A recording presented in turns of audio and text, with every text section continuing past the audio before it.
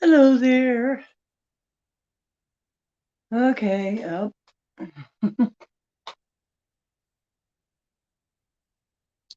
Hello. This is Ocean Steepoo, and I am the ocean.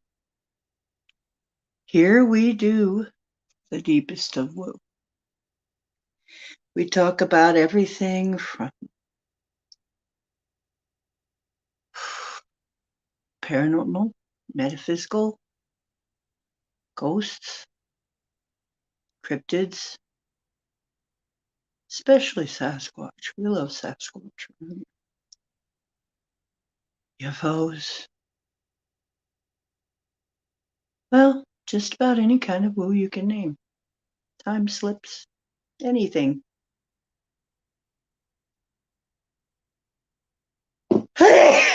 Allergies.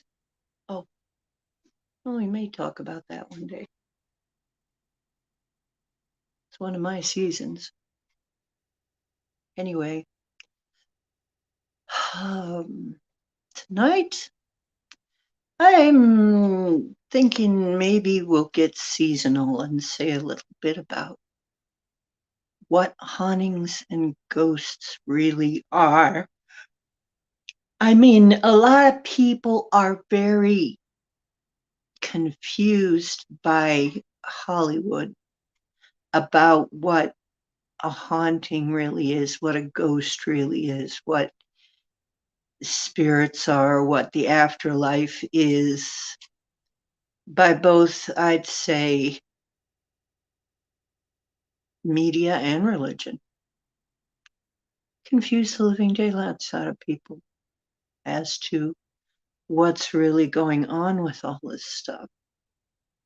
And I thought we'd have a discussion of it because I have certainly experienced quite a lot of this kind of thing in my life. And I think people need to, in this time when it seems like everything's designed to scare you and stress you out, I really think, although it's fun to scare yourself, I really think we need to shed more light on this because it's something intimately connected to us. Okay, the afterlife is coming for everybody. Or actually, it's already been for everybody. We've already been there, folks. So it really needs to come into the light, so to speak. And being a medium all my life without always admitting it,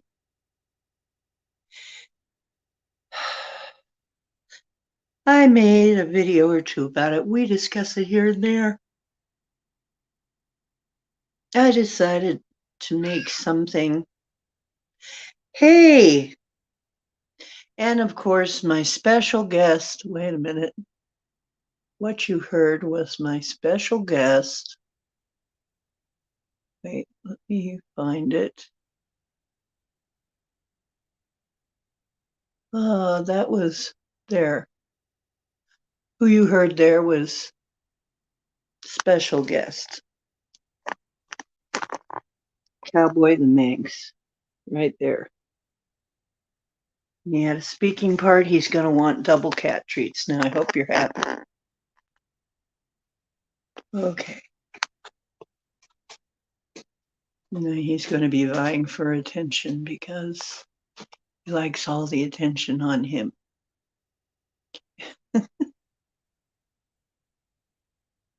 Okay. So, anyway, here's the thing. We have all been in the afterlife. We will all be in the afterlife. We've always been in the afterlife, and we've been here too. So that's just the nature of it. And it really grieves me in a way that we don't, for a long time, not only do we not know enough about it, are people not willing to accept enough about it, but,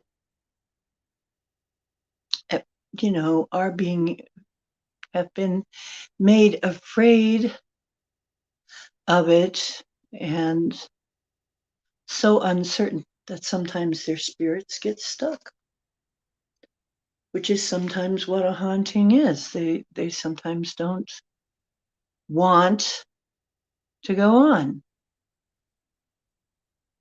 because they're afraid. So I think we've got to change this notion. It's a really bad attitude. It's really bad to live in fear of what happens after death. I don't think it's good for anybody, really. So that's one of the reasons I'm going to be discussing these things from time to time, is because honestly, I know people like to scare themselves, but this is something that I think we shouldn't scare people about. I mean, in honesty, let's realize that what your thoughts are here may have an influence on your death. What your life is like here, yes, does have an influence on your death, but it's very much, very much has to do with what you have in your mind, as to what kind of um, stress you're going to experience about this. Okay. I don't know how else to put it. It's like quit scaring yourself shitless, okay? I think religion's got to quit it. I think everybody's got to quit this scaring yourself shitless about the afterlife. Okay? I said it. Okay? Tried to be nice about it, but honestly, I'm tired of it. Okay. Truth is, you've been there before. You'll be there again. Afterlife is fine. Okay? You won't feel pain there unless you want to. You won't have to be afraid unless you want to. It's very malleable there. You won't feel pain unless you get yourself into a mindscape where you put yourself in a place where you get yourself stuck, which is what a lot of hauntings are. We'll discuss that more. Okay, you have arrived at D-Ocean's Deep Woo. Woo is what we do, and I am D-Ocean. Woo is what we do here. All kinds of woo, hot and cold running woo. Every kind of woo, the deeper the better. Bring it on. We'll discuss it. I don't care. Here's the thing. Um, we're mostly experiencers here. People who come to my channel are mostly experiencers. They've experienced something. That's why they're here. Or they'd like to experience something. Maybe they would like to believe in something or know what to believe. They come here. It doesn't matter. Just be respectful of the people who have experienced stuff, realize it's their story. And however it is that they saw all of this is how it happened for them. It may be different for you, but there are some things that are across the board all the same. Okay. And uh, I really think, and I believe, and this maybe should be one of my new mottos, we are disclosure. We disclose everything to each other. we're the ones who are going to tell each other what is really happening. And I don't really feel that we need the government to tell us that, what reality is, when we've seen reality among us. So we just tell each other and don't wait around for the government to say, oh, yes. See, we're too dependent on that. I think that's something we're a little too dependent on the government saying, oh, yes, this exists. We're going to say, yes, there are ETs. Oh, yes, there is this. Oh, yes, there is that. We know there is that. Okay, there is this. We've heard so many witnesses that in a court of law, this would already be a done deal and somebody would be convicted. And yes, we do have evidence. There is plenty of evidence of all kinds of things. I mean, it's just people don't want to recognize it. So with that, I'm going to do my little blurb here that I always do. Remember, this is just tips, tricks, and hacks for that massively multiplayer, total immersion, VR, holofractal, learning game matrix called Life on Planet Earth. And it doesn't matter what shape you think the planet is. Although some of us have remote viewed it, I would say remote view it for yourself. Tell me what you see. But this has absolutely nothing to do with real life, which takes place outside the matrix. I love that part. So with that qualifier in there, I'm going to start discussing this subject that's very misunderstood.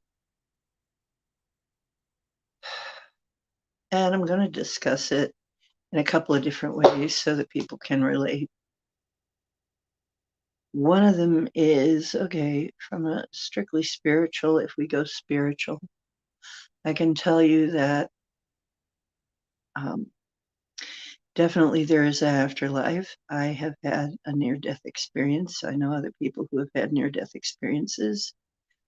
Most everybody has some story about it. There's a few people who don't, who have an entirely different experience. Mine was different than most, actually. Cowboy had one. Did you? Did you have one? He's a cat. He has 9 lives. Maybe he had one. I don't know. He found something to play with. Anyway, what I saw of the afterlife is it wasn't scary. Okay. There wasn't anything scary there. And some people say you just didn't go far enough. It's like, but from a matrix point of view, if you look at this as a matrix, there's an eject from the game that happens when your body is about to die. And I am not the only person who's brought this up. Hello, Brandy Robinson. Good to see you. We missed you. It's not.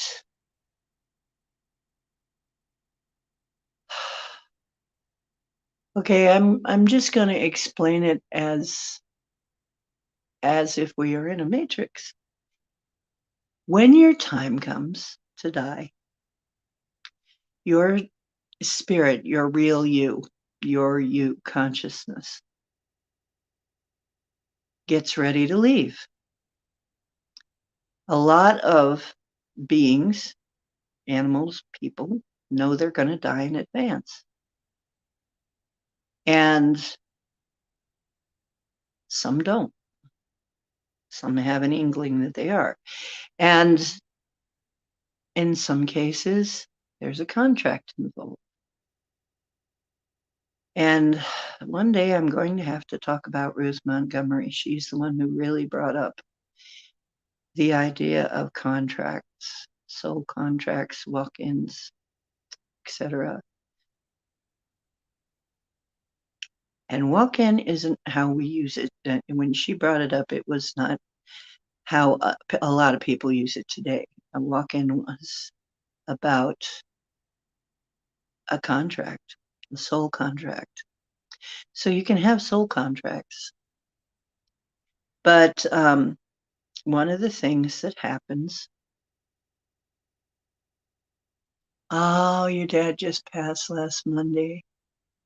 I'm sorry to hear that. Yes, somebody was saying you had a loss. We weren't seeing you because you had a loss. I'm sorry to hear that.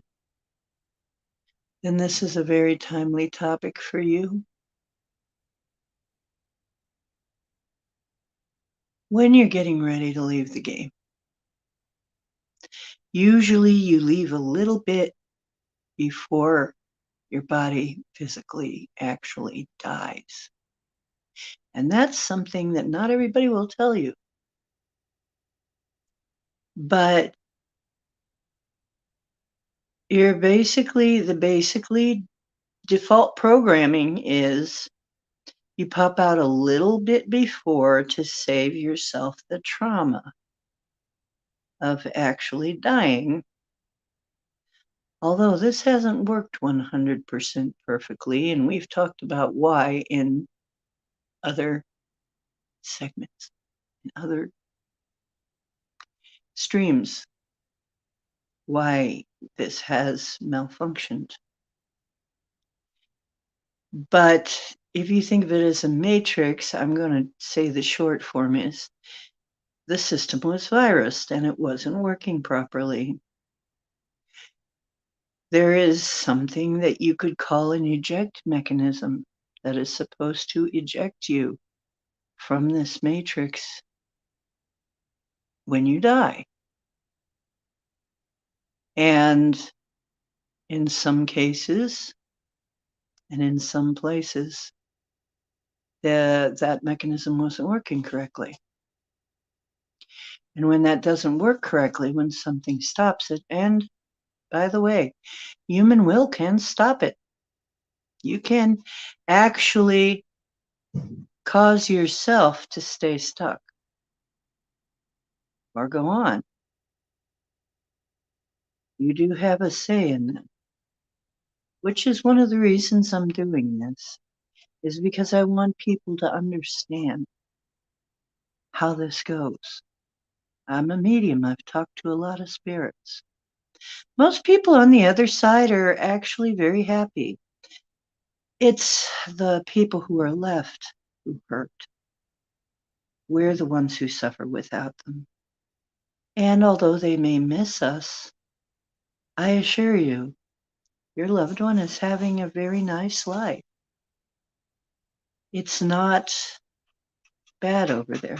I mean, the reports I've gotten from just about everybody is there's all kinds of things going on over there. It's not boring, really, unless you want it to be. You don't just sit around all day playing a harp. It's not like that at all.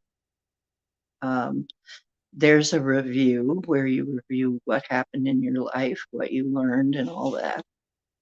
There's, if you have been injured here, if your spirit has kind of been injured here, there are reports of spirit hospitals where they will help you back to health, spiritual healthiness, because this can be kind of a rough place and it's sort of an interim place.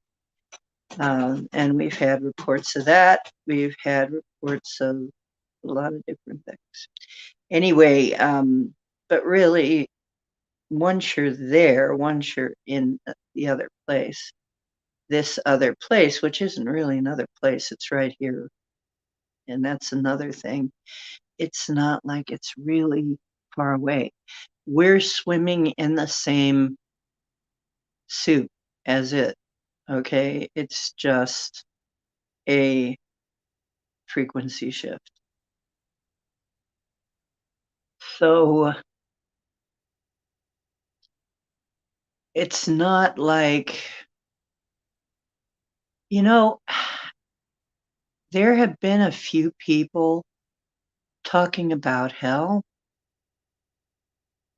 I don't know very many. I think I only met one person who had anything like hell.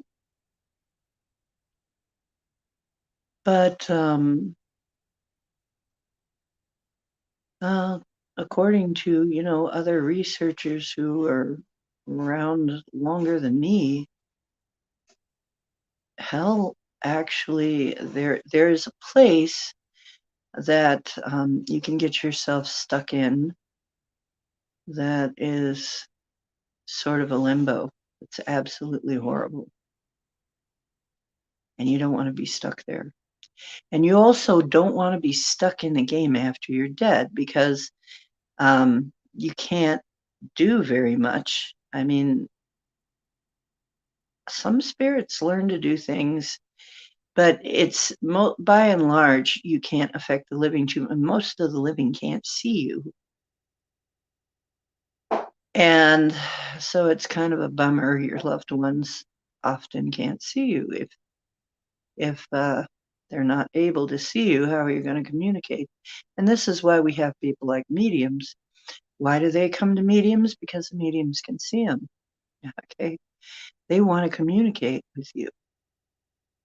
Uh, especially if they loved you.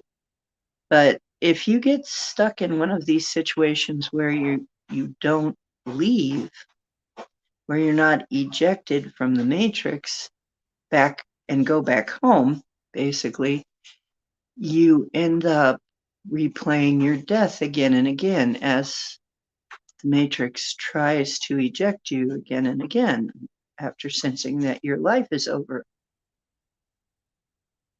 There are people who have subverted this program in various ways. I don't know if I want to get into that here, but this has been subverted by people. People have a very strong will. Remember, you're divine and you're creators. You can create a lot. And I guess on the other side, you can really, if you have a wonderful imagination, you're really blessed because that's what it takes on the other side. You can create all kinds of things very freely on the other side. So, and it happens much faster than here. But I have talked to spirits that said that there are movements, there are groups, there are things to do. Just, some of them choose to influence this place, the matrix, what goes on in the matrix. And they frequently do. A lot of them have been joining together to help us here since we're in kind of not in a great situation here right now, and haven't been for a long time. There are groups that have gathered over there to help us. Hey, Circle K, what's up?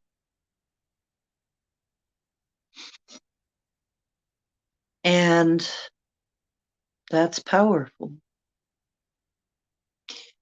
Are you still there, Brandy? It's a strange night. I don't know what's going on tonight, but it's freezing cold here. I can feel the freezing cold coming from my windows. I'm about to have to get up and turn on the heat.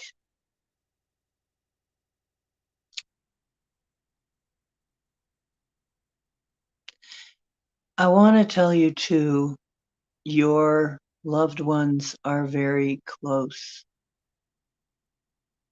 They can hear you when you talk. They can both hear you when you talk, and they can answer you too if you can hear them. You can have an actual conversation, interaction. Most people do see their loved ones after their death and get a visit, especially if it's from a parent or a brother, something like that close, somebody very close to you. So it's kind of important if you have something you want to say, just say it. And I think it's important to know that you don't have to wait. You can, every time they think of you, every time you think of them, actually, possibly every time they think of you, that may be how they show up when um, that may be how they travel. It seems to be how they travel.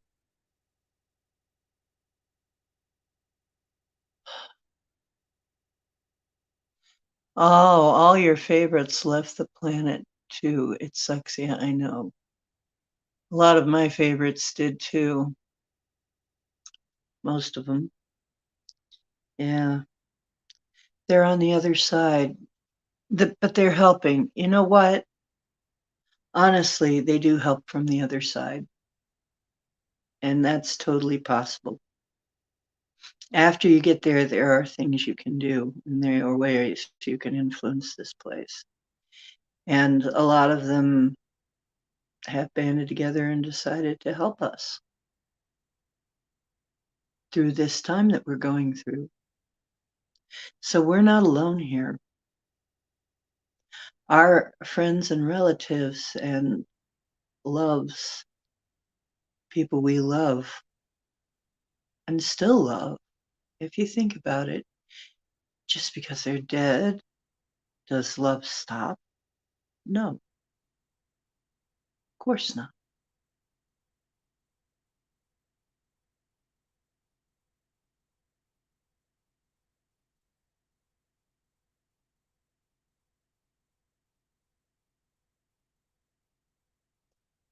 Oh, I'm not going to repeat that Circle K, but I wouldn't really mind that right now. It's freezing here. It's really cold. And my window's letting in all the cold, and I don't know why my heat isn't kicking in. But let's see. One way to get in touch with them is just to think of them. I wrote a song about this. And one day I'll have to play it for you, but the lyrics go,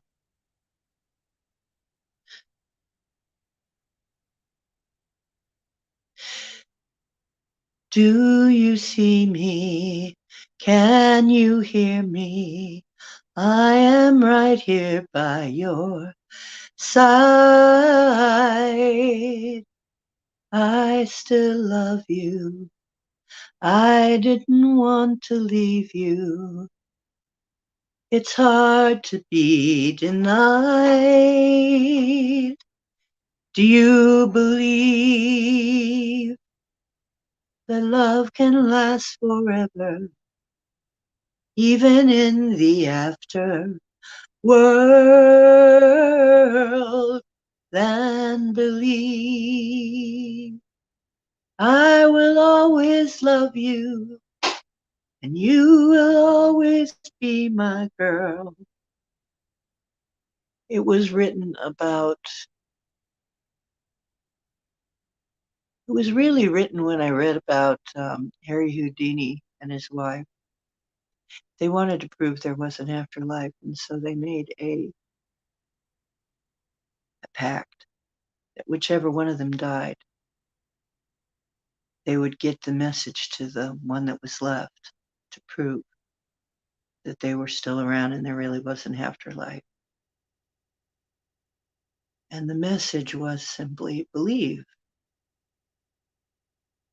And that message was passed from a psychic to Harry Houdini's wife. But it's so interesting that um, that's been proved. People have tried to debunk it, but it was something they never told anybody but each other. And the psychic did come up with the right message. That should be a proof right there, but a lot of people have just skipped right over that. So there's been all kinds of proofs. If you want to talk to them, just talk to them. They can hear you. Oh, you were supposed to do stuff, but you decided to just put it off. Well, hey, I'm in Ohio. Oh, you're in North Carolina. You don't miss the humidity? Oh, by the coast. I'm up here in Ohio and we're freezing our bejesus off.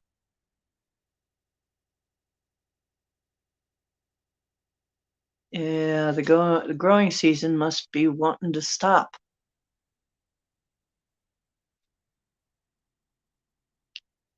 So really, they're not that far away. They can hear you. And if you're in the right mindset, you can hear them. You've just got to be careful that it is actually them that you're hearing. That's another thing I have to say. Some people get duped into thinking they're communicating with a loved one when they're not. And there are some unsavory people who will try to convince people that they're in touch with a loved one when they are not. And there are other kinds of spirits who will try to convince you that they are your loved one when they are not. So you have to use a certain discernment here. But if you think strongly of them and have a connection with them, and a lot of times a medium will be able to tell you some things that they wouldn't be able to know. So, they wouldn't be able to know in any normal way. We're correcting the problems that people are having. We're probably going to be seeing less problems connecting with the afterlife. I think in the future, there are some people who are trying to block that, it seems. But we're doing it. We're going to be doing it.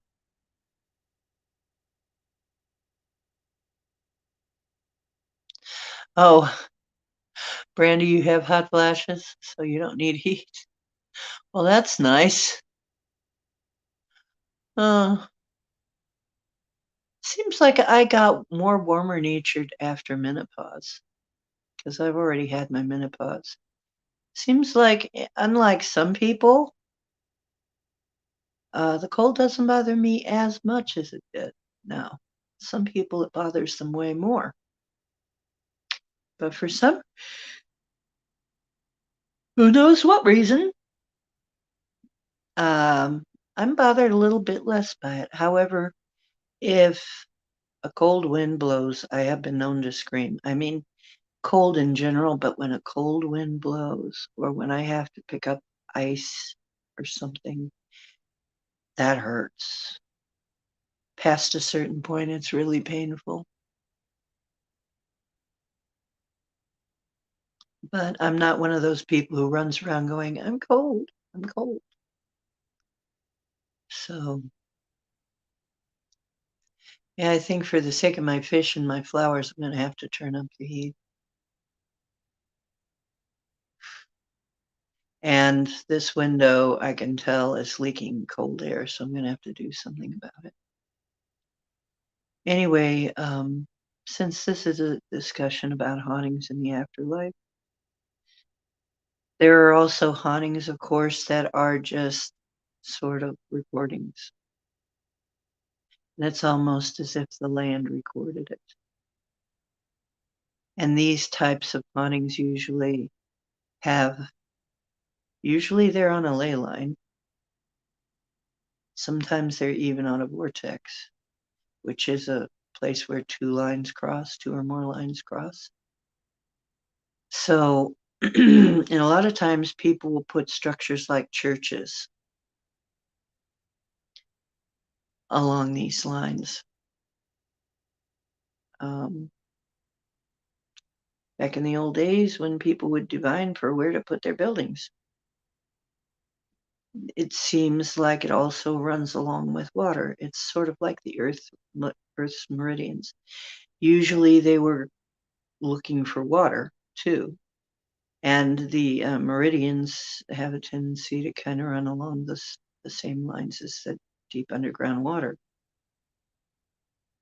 So a lot of these hauntings take place along a ley line, possibly because somehow the water and the earth in that area record what's going on there.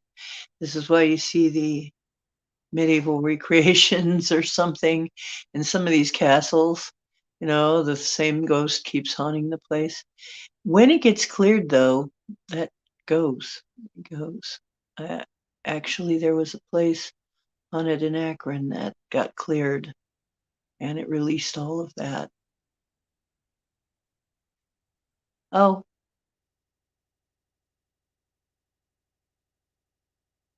ah,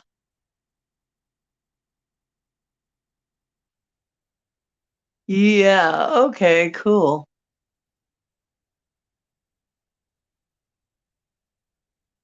You know, some awesome.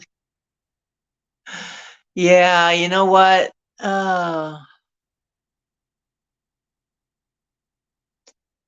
He took over her whole show one day about a month ago.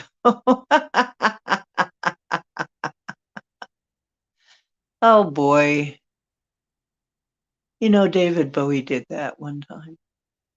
David Bowie and Prince showed up and they decided that they were gonna go to the club and have a party with all these other people. I mean, all these you know how they make that joke about in heaven they're gonna have a hell of a band? Well, it's true.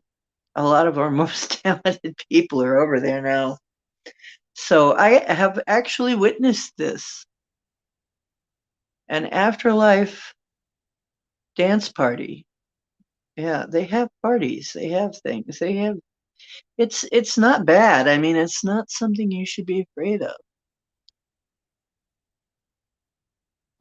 Right. They get regenerated. I mean, their spirit gets renewed. Exactly.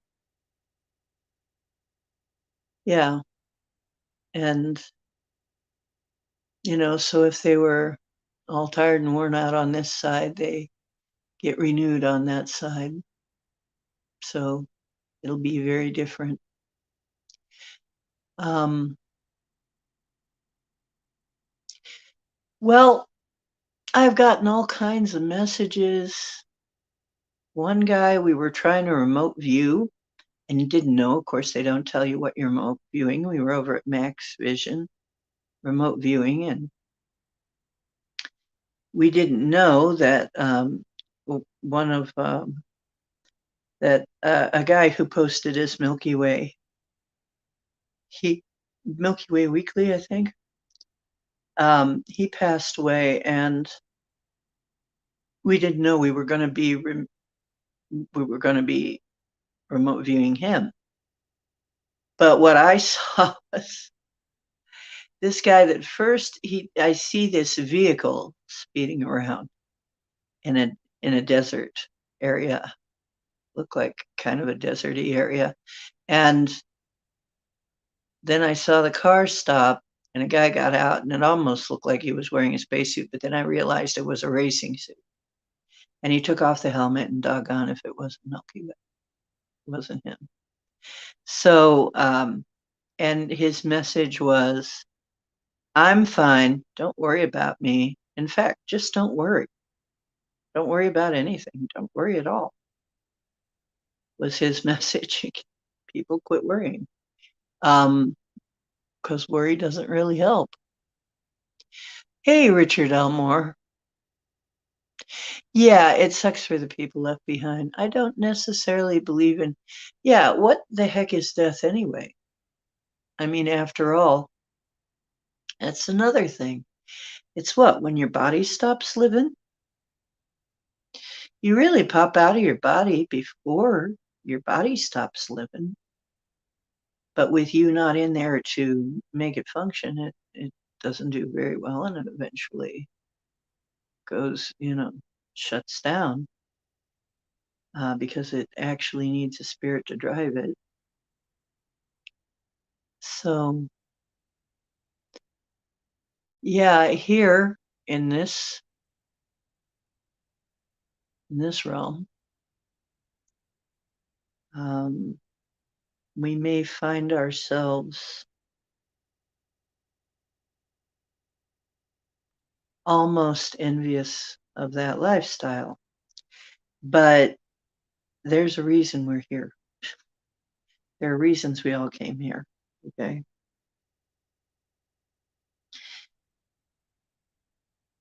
Like I said, people can get caught. Most people I know have not.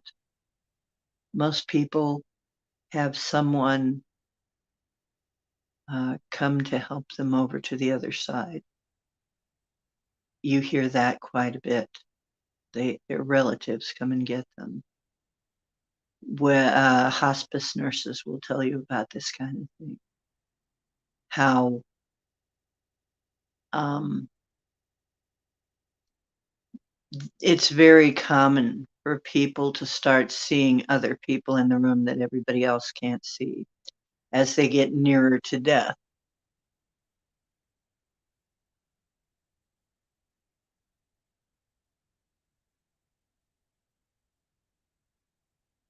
Ah, that's nice. Yeah. Oh, yeah. Well, then you're quite well aware that we're going to hear from them. And as I have said, a lot of us are going to be finding that people are going to be checking out. Not everybody's supposed to be here forever, you know. I don't know that I'm going to die this time, not for a long time anyway. I don't think you have to die though, and I don't think that I'm going to necessarily die. And if death, and I don't believe there is a death of the spirit. I don't believe your spirit ever dies. So, yeah, I miss Brian too.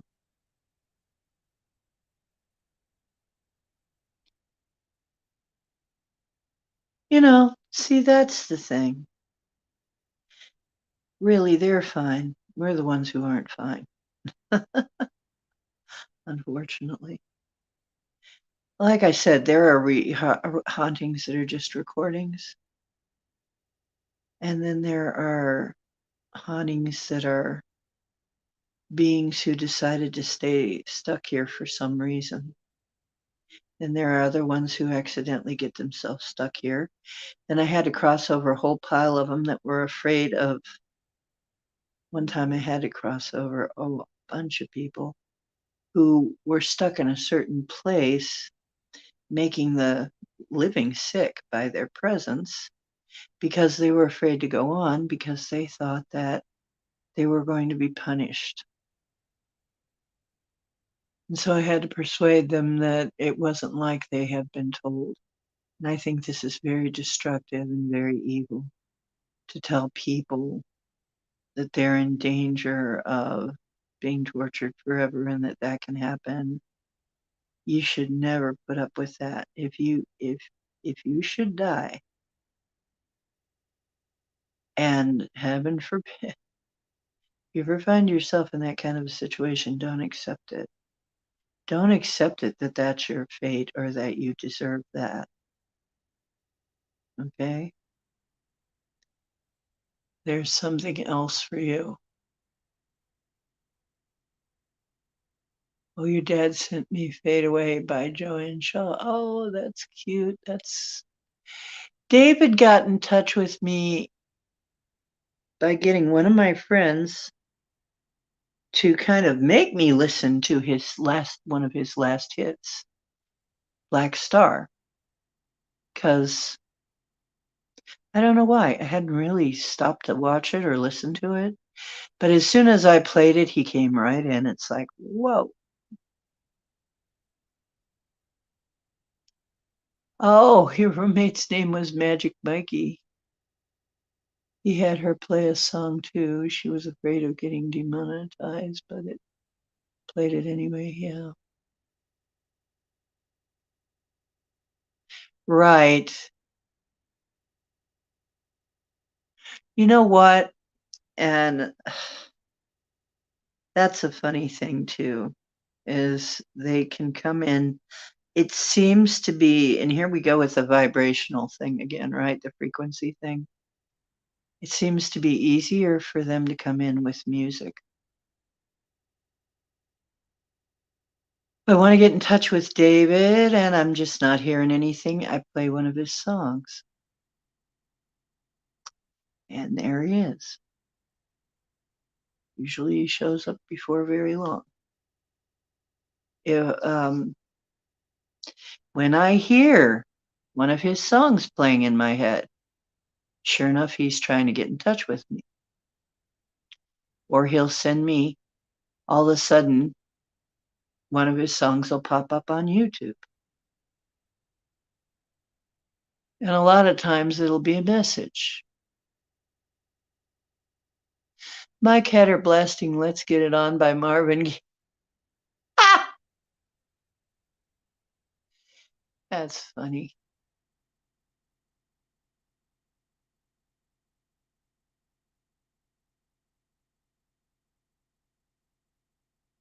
Right, well, I guess he knows that now, Brandy.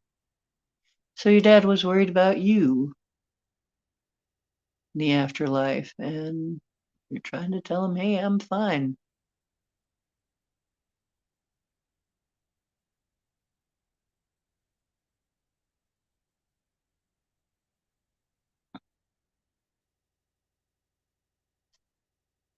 I know.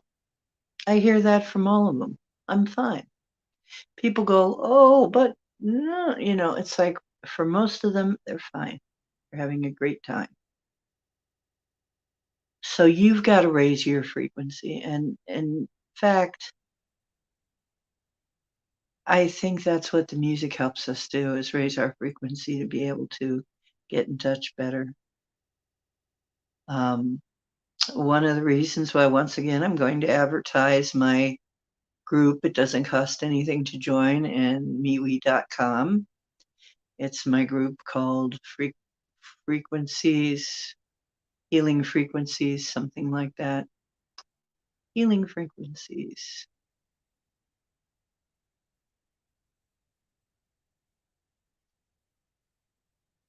And if my mods were here, one of them would surely be able to give you that link, and I don't have it.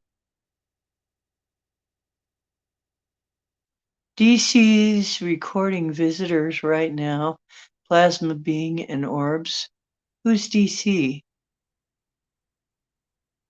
Oh, David Castle?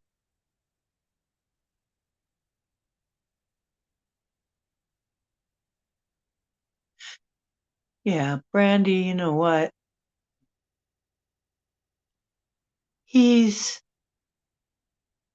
he's got it now. After going through the review, I'm sure he has it figured out now. I'm sure a lot of relationships change after they go through the review and they realize, oh my gosh, that's what was really going on. And it'll happen to all of us. We'll see what was really going on, you know, that we didn't realize.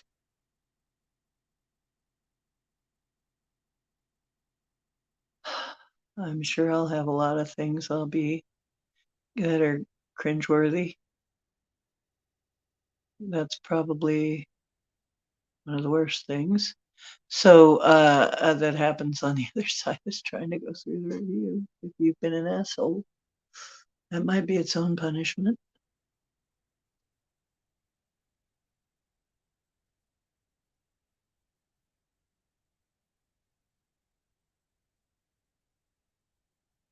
Yeah, you know what? You can do frequency healing along with chemotherapy, Randy. But he wouldn't listen, huh? Yeah, well,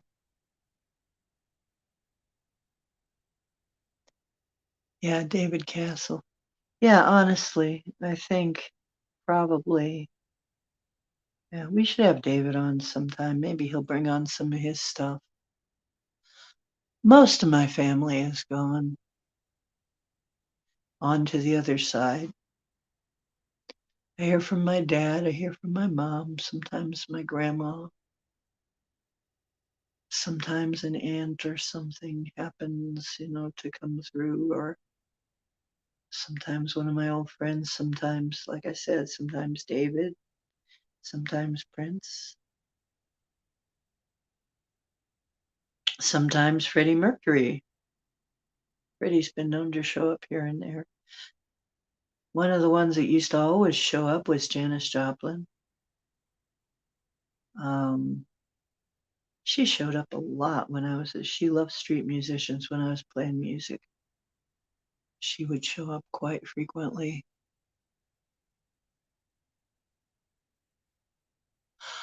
Well, yeah, this happens, Brandy. My dad was an angry person too.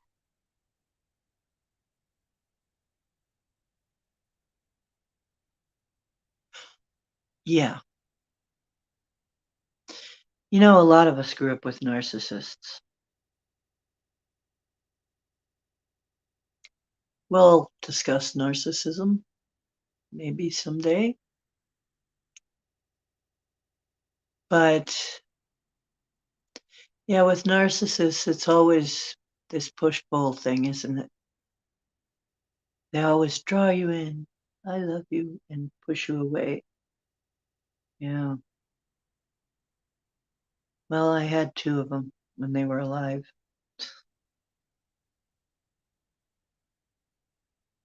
They could both be that way. They'd be distant. It was weird. It was like this, I love you, I love you, I love you. And then all of a sudden they're distant and don't care a fig. It's like actually maybe stab you in the back. And then they love you again. You generally grow up not being very trusting. And then we have to heal ourselves.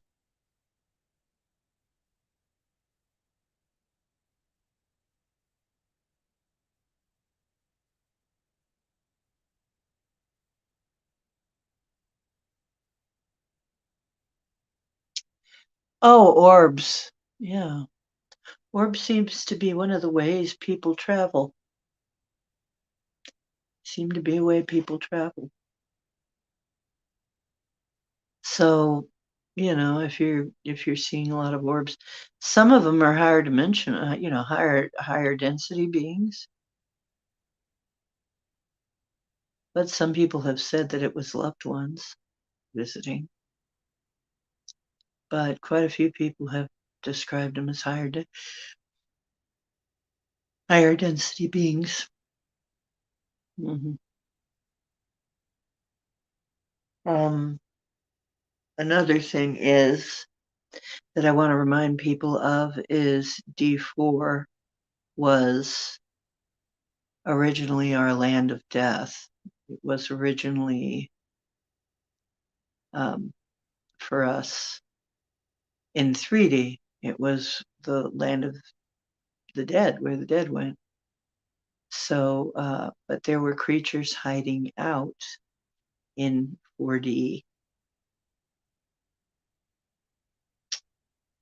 And of course, they're going to come, some of these things are going to come to the surface now because we're passing through 4D to get to 5. So we're going to be seeing a lot of things that were hidden before. We're going to be seeing the 4D things. That's going to be clearer. And then we'll start also seeing 5D things. Your ex is still picking away.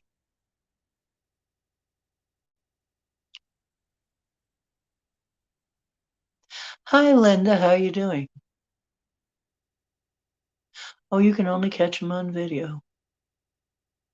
I think maybe I might have caught one or two on video, but I'm not sure if it was a real orb or a camera, something with the camera and lighting. I don't know.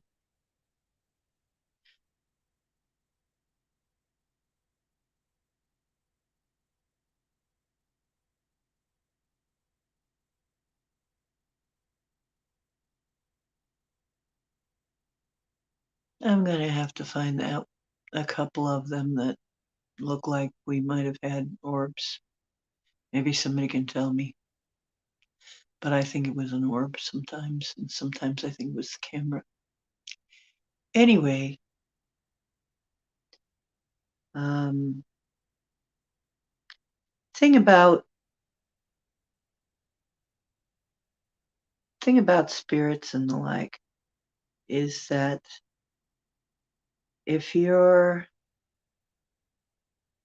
looking to have more contact of the right kind, you don't want contact of the wrong kind. That can really hurt. Raising your vibration is going to help. The more you raise your vibration and the more you beam love, the more negative and evil stuff really don't like you. If you beam self-confidence and love, they really don't want to mess with you too much. There may be something come along to try and knock that down, but a lot of things will just stay the heck away from you.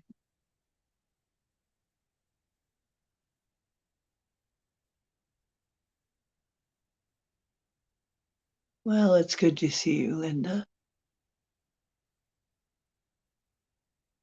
And I guess I felt like I had to bring this subject up because of the time we're in, the season we're in. And this is a time when people start thinking about the afterlife, but they also start thinking about how they're going to scare themselves half to death. I'm kind of over that. I am over horror movies. When I was a kid, they were fun, but as life went on, I just have gotten to the point where they're no fun. And knowing what I know, they're no fun. And they're low vibrational, most of them anyway. So I don't really want to lower my vibration. So I don't watch them anymore. I mean, all that, fear and panic and whatever. Oh, your grandson enlisted in the Marines today. Well,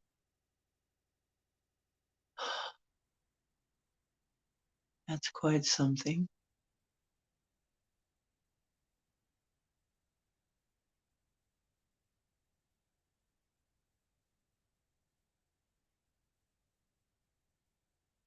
Circle K's on the phone. Linda's watching her shows.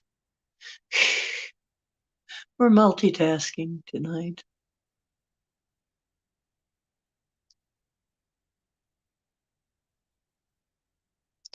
It looks like a lot of people did not get notified I was coming in tonight because we usually have a bigger crowd. So I don't know what happened. YouTube is not always nice about it. I did put a notice in MeWe today, so I don't know. I hope the subject matter is the right subject matter for you tonight. I mean, we don't have to talk about this anymore if you don't want to. I'm just going over a few points that I would personally like people to know to keep them from worrying. Because a lot of people are going to be dying. I'm sorry, a lot of people are going to move on. A lot of them. We're not going to have a population explosion, I can guarantee you that. Elon's right about that. We're going to find we don't have enough people if things keep going. Yeah, scary movies. I don't want it in my head either.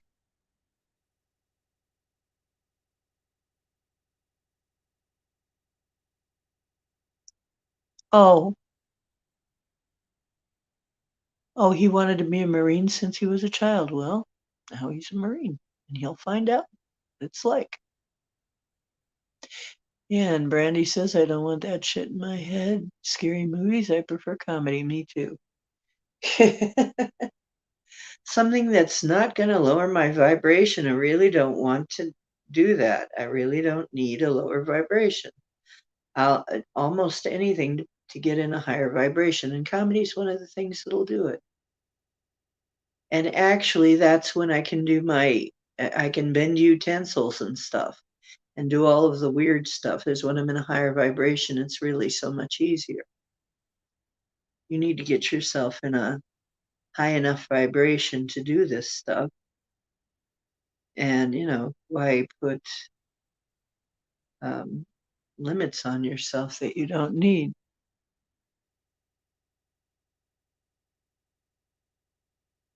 I think we might have a lunar eclipse coming up. I have to double check on it. We might have one coming up.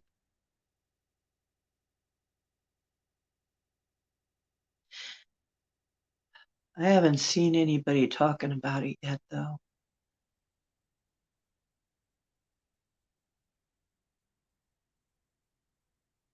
So basically, I guess one of my messages of the night is if you have something evil bothering you, it could be a stuck person or it could be something like a demon, but not everything's a demon.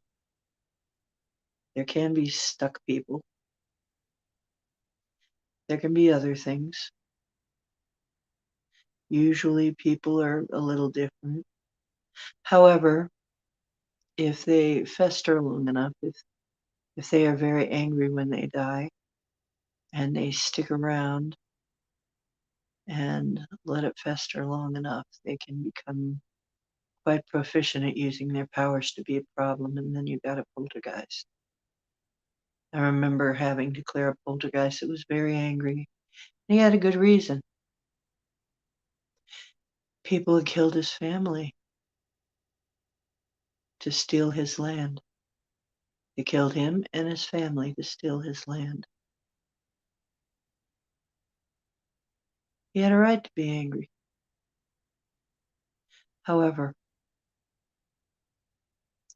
when I figured out what was going on, I had a talk with him. And this was a case that nobody seemed to be able to solve. It already had a priest in there and a Wiccan priestess. They had a priest, a Catholic priest, trying to exorcise the place. It didn't work, it got worse. And a Wiccan priestess, didn't work, got worse. Then I come along, and I did it remotely. I didn't even have to go there. And how it stopped is I ended up having a talk with the ghost that I had figured out his story. And I said, look, brother, your family is probably waiting for you. And the people that you're terrorizing now don't even know who you are, don't even know what happened, don't even have any connection with the people who wronged you. They're just sick, poor, and old people who don't have anywhere else to live. And this is a cheap rent place. So you're wasting, not only are you wasting energy haunting them, but your family is wondering where the heck you are. And why don't you come? Don't you want to go see your family? Don't you want to go see your loved ones? And you know what? He he let go after that. It was solved after that. Sometimes you just got to remind them. Yeah. He was kind of using everybody else. I had to cross over about 35, 40 people who all thought they were going to some kind of hell or being going to get punished or something, or were waiting for somebody or something. Um, I remember one was a little girl who was waiting for her parents. Her parents were long gone once I explained that to her. Honey, they're not coming. If they haven't already come for you, they're not coming. But um, would you go with this nice angel here? And then you can go look for them on the other side. Yeah. And then, like I said, oh, hi, James, how you doing? And then, like I said, some of them were afraid that they were going to be punished for something. And they were afraid they were going to go to hell. And they were afraid that, or maybe they were going to blink out of existence. Or they all had some kind of limiting belief. And when I explained to them that I had died already and I had been over there and it wasn't bad, and I'm a medium, and I talk to people on the other side all the time and know they're not going to be harmed, and they're going to see their loved ones again, then it was funny because the person who was watching all this, who could see it, said, my God, it was like they lined up behind you and headed right for the portal that you opened. Because I can open and close portals. It's one of my talents, one of my gifts. So I opened one up for them so that they could go on. See, that's the thing. Got to remember, we designed this matrix. We can control this matrix.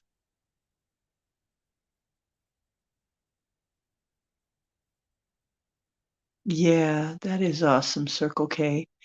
I have found myself in dreams trying to help people who are on the edge of death, or helping people who it looks like helping people who have died.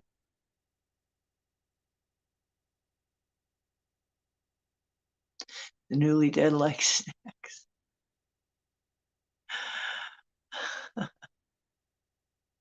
What snacks? I haven't run into that too much of that. Oh, you mean the ones that just died, they just still have yeah, some of them still have their tastes from here. Yeah, it's kind of funny. Oh my goodness. I have a good time with them. And it's like some people are like they want to be really scary about it. No, they want it. It's like they want it to be really scary. Well, it can be really scary if you want it to be. You can have scary experiences. You're free to do that. You can draw those to you. But then you'll probably come to somebody like me to try and get out of it, won't you? When it really starts happening to you and your life becomes shit because you drew these nasty experiences, scary experiences to you, who do you run to? Well, first you'll probably run to somebody religious. Maybe they'll be able to take care of it. Maybe they won't. Some of them maybe will. Depends. But not all of them will. Like I said, they called a priest, a Catholic priest, for this one case, and they called, after that, a Wiccan priestess. Neither one could get rid of this trouble. It turned out the guy was Native American, and I'm part Native American. And I told him that. I said, look, you know that you got your family waiting for you in the other side camp. You're not doing any good here, bro.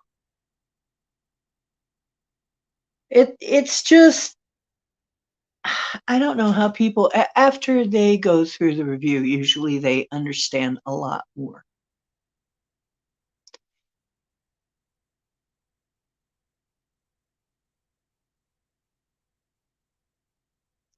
Right. Stuck there in the same spot. That's something we're working on, YJ Overlander. We're working on that. I have cleared many of those areas. There are some areas that seem to stick people, and there are some situations that seem to stick people. And sudden death, they get confused and don't know they're dead a lot of times. They don't know what happened to them. I've had to deal with those too.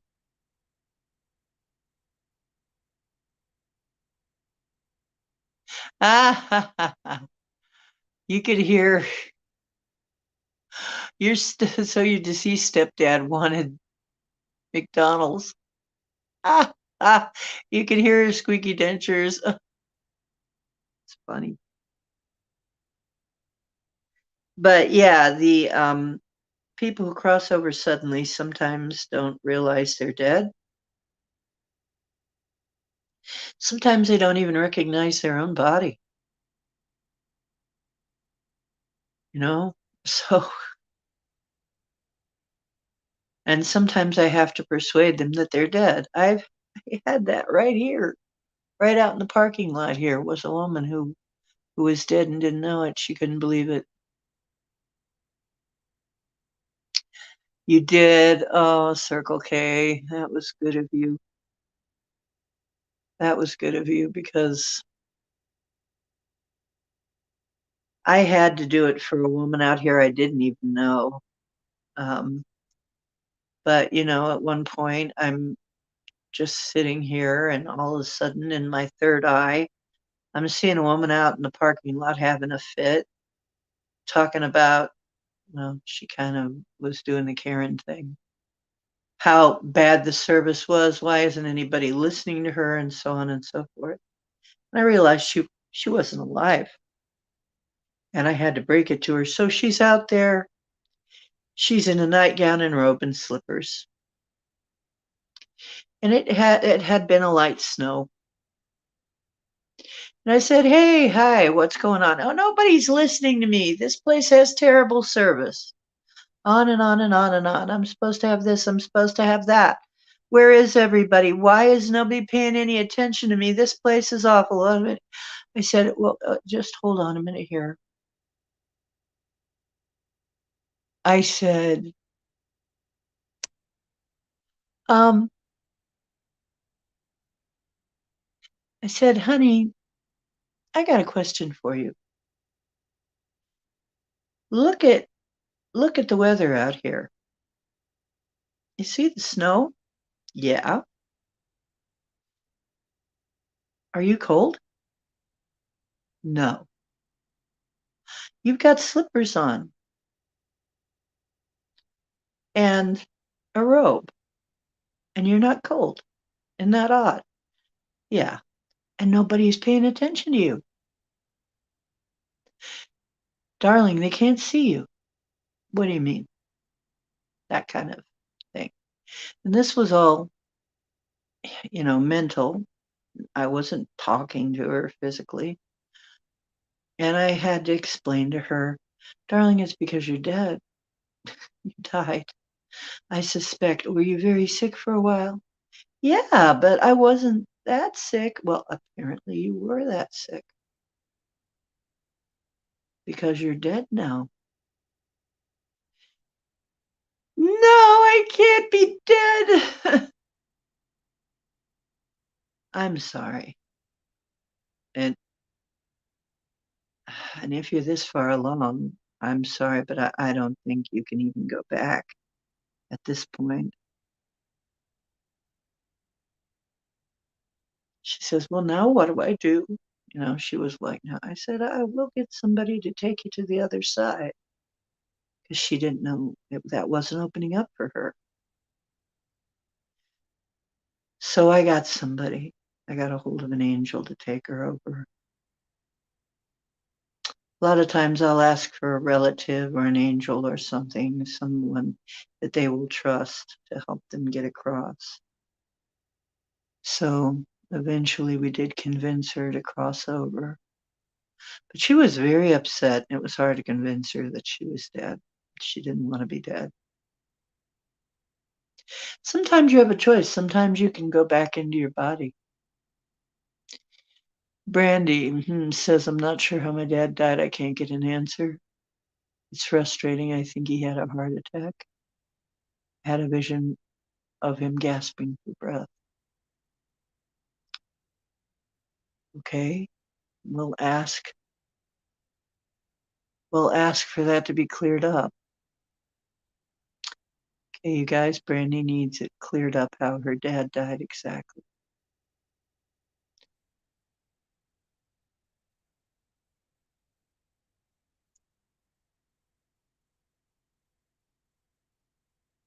There you go. Sleep paralysis does sometimes, YJ, happen before you have an out-of-body experience. Your body is trying to have an out-of-body experience. I mean, your astral body, your etheric body, is trying to have an out-of-body experience, but you kind of get stuck in that sleep paralysis place.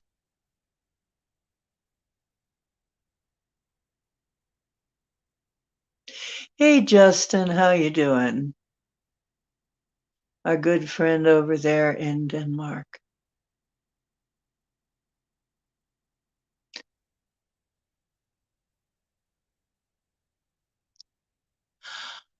Well, that's an interesting story. YJ, we have got to have you on sometime telling some of your stories.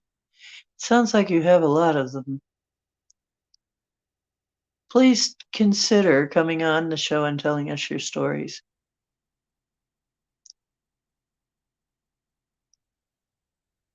Yes, the Greys. Tall Greys, huh? Interesting.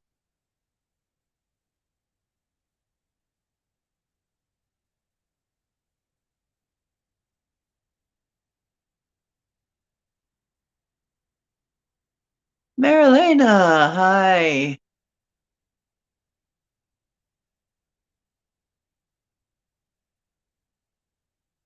That's our South African sister.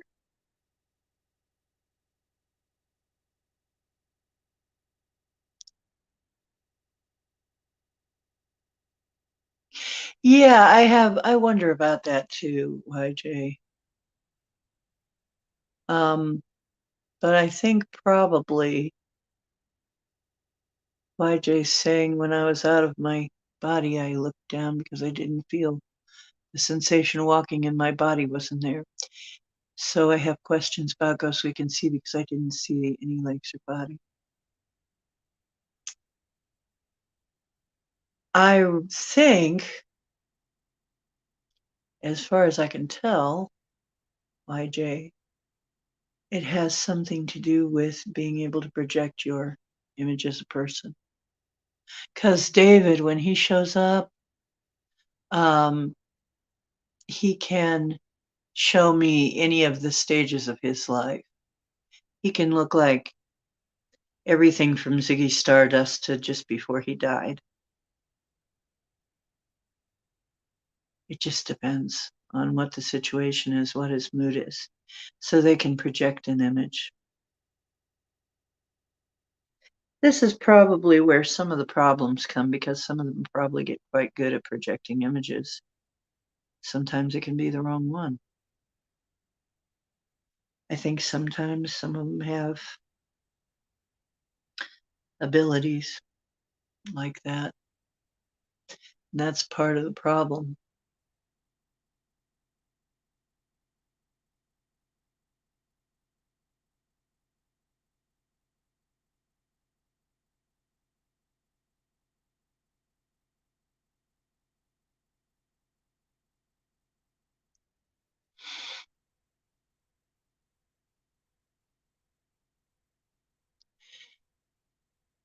Right. Yeah.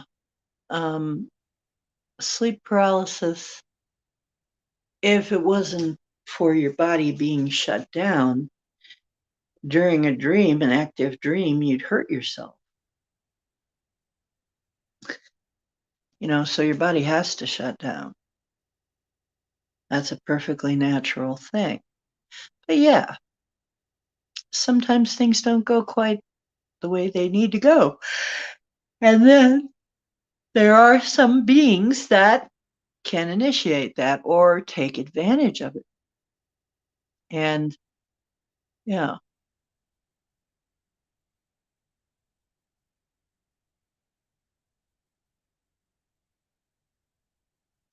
Oh, yeah. Sometimes it takes a few days. Yeah. Well, they're going through a switch over and they may be going through their review.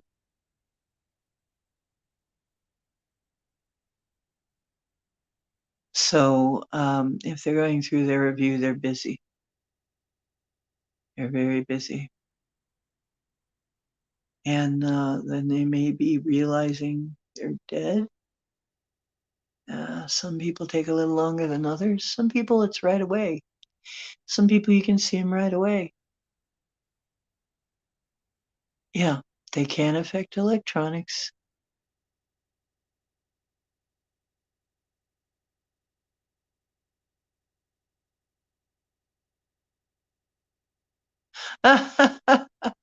Yeah, 14-year-olds know everything.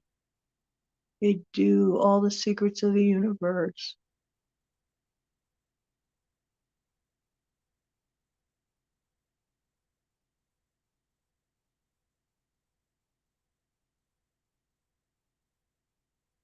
Isn't that weird? You only saw her so you saw basically an apparition, but you only saw the torso and head of a girl.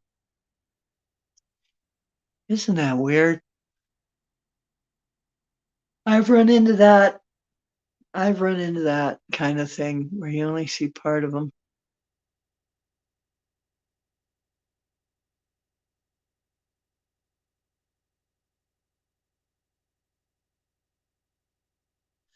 Oh, she's attracting the negative entities of 14-year-old boy.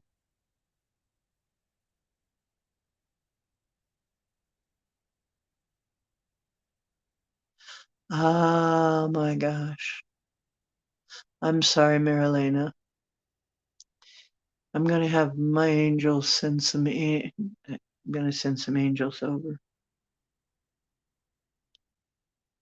Guys, watch out for her. Protect her.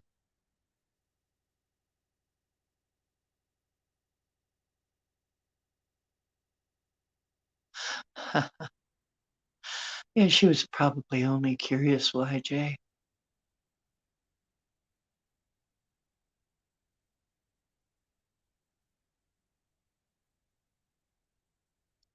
Ah, I'm glad to hear that, Justin. Now she doesn't go out alone anymore. I don't blame her. Oh, oh my gosh, Justin. Wow. That sounds pretty fly.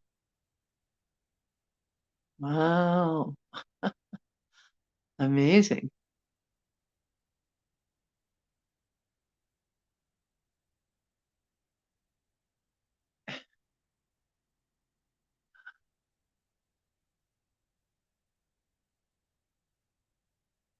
Oh.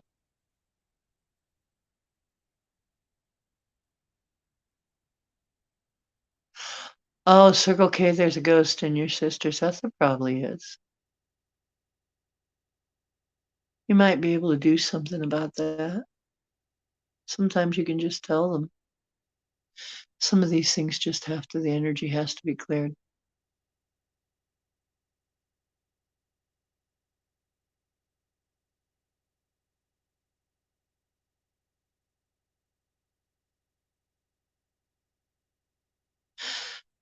Right. A lot of times people aren't lying. That's what I say. Experiencers that say they've had an experience, most of the time they have.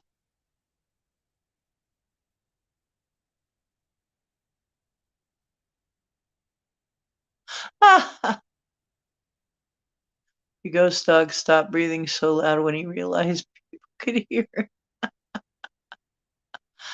I've had kitty cats brush up against my legs or jump on the bed.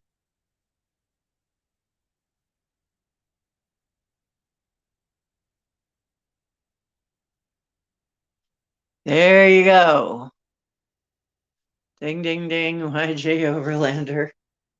The lesson all of us learn.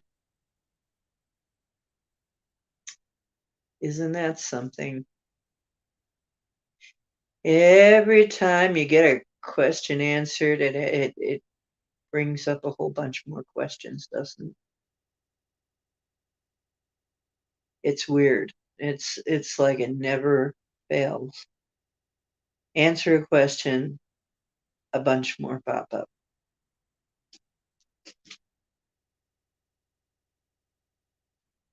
Oh boy.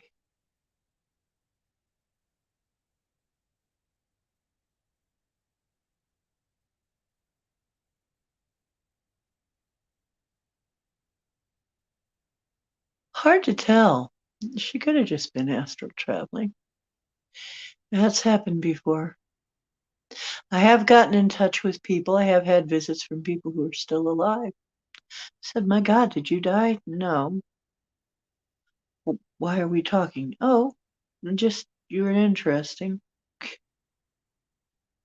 You kind of had me on your mind, right?" "Yeah."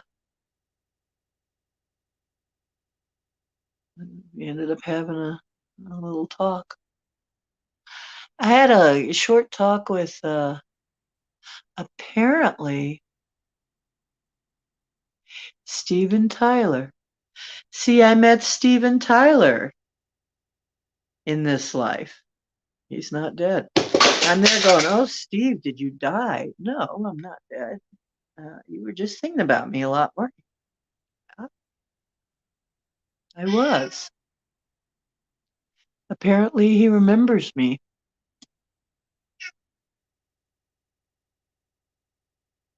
You know what? They're being, Linda, what I think is going on in Marilena's case. It's some really, what is it, honey? What is it, cowboy? What? It's just a thing that dropped. Don't worry about it. It's just a thing that dropped. It's nothing to worry about. I think what's going on is they're getting really deep training over there. Everybody who's going through these things, you're getting training, getting really deep training.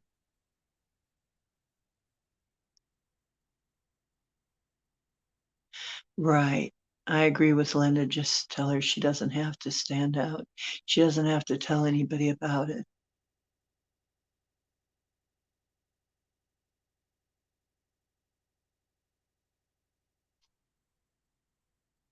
Oh, animals, yeah, they come back and visit a lot. Sometimes they hang around a long time because they like hanging around with you.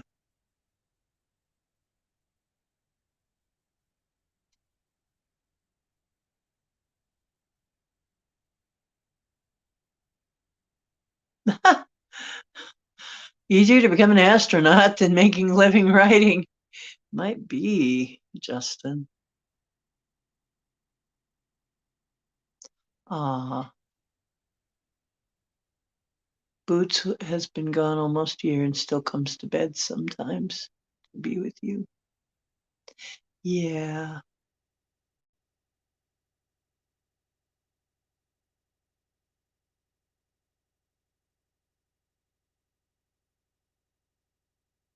How do you explain all the woo and high strangeness in words? It's complicated. It sure is.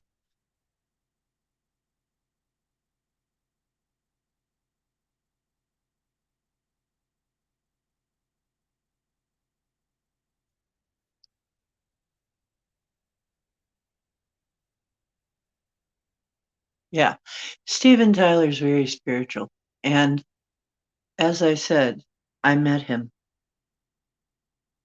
He actually sang my lyrics in a song. I didn't know if he remembered, but he did remember our talk. I talked about that on one of my shows when I met Steven Tyler. I couldn't believe it. Either it's a Mandela effect or he actually used my words.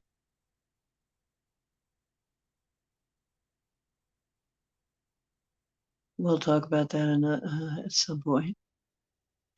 Yeah, he's very metaphysical. So I hear from him from time to time.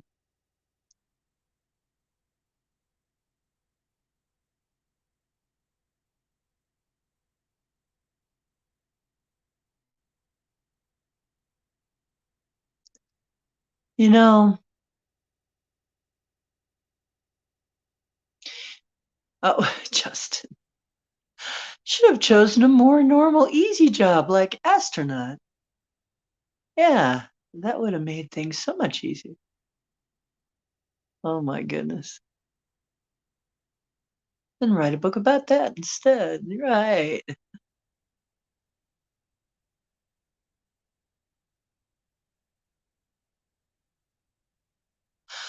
You may be right about that. And most of us are, I think, out of our body during the time we sleep.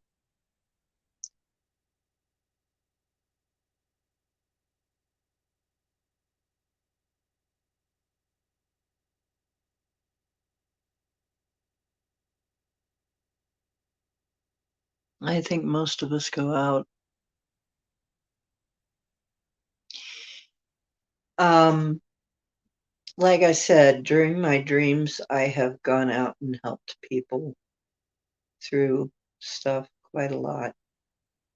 I'm helping them through their stuff. But lately, my dreams have been all with a common theme. Now I'm having the dreams again where I'm abandoned, where I feel like I've been left, where I feel abandoned. Well, I mean, part of it is a lot of people, most of my friends are on the other side now. That's part of it.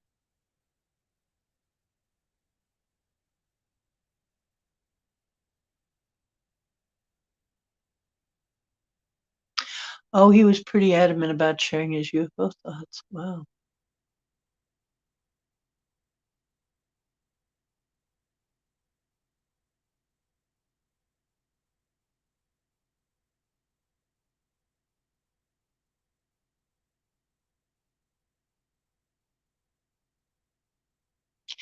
Yeah, doing it consciously and knowing I'm doing it, that hasn't happened very often. But I know I have been doing it in my sleep somehow.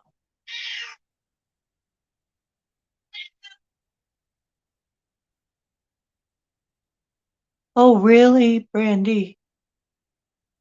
I'm gonna see if I can get in touch. Maybe I should see if I should get in touch with him. If he does actually consciously remember me and it's not just his soul that remembers me, wouldn't that be interesting?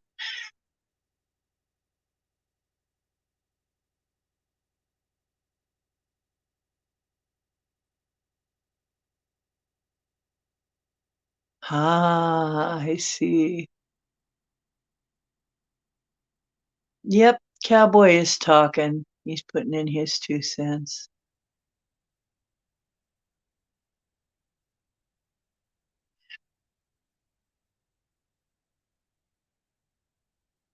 Acoustic ditty. What do you want to say, baby? Oh, really? You sure about all that?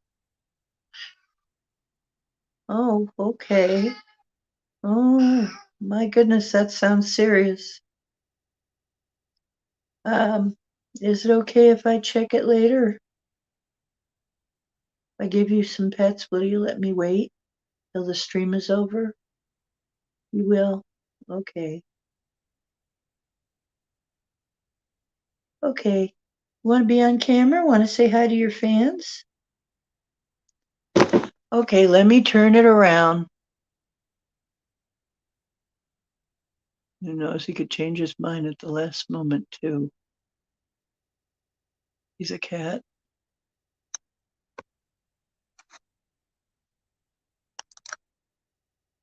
Wait a minute. Just hang on a minute. I've got to pull it aside. Oh, he took off, of course.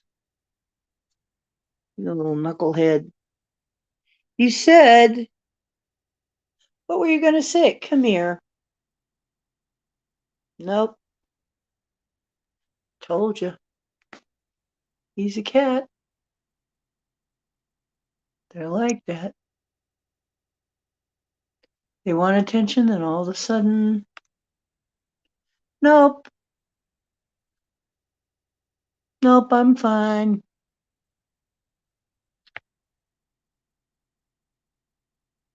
He's funny.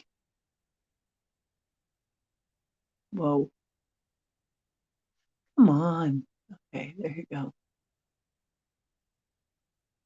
He's a sweetie. You know what? If he leaves, he's going to come back.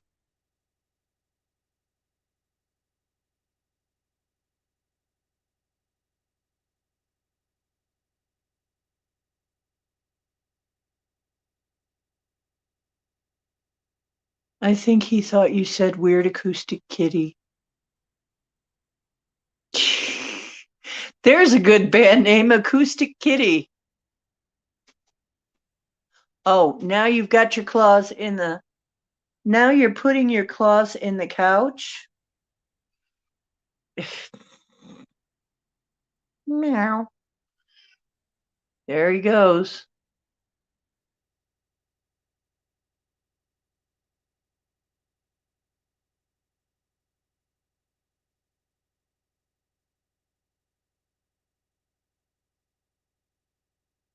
Wow, that's cool. I was invited back to Stephen's campfire, but I didn't make it.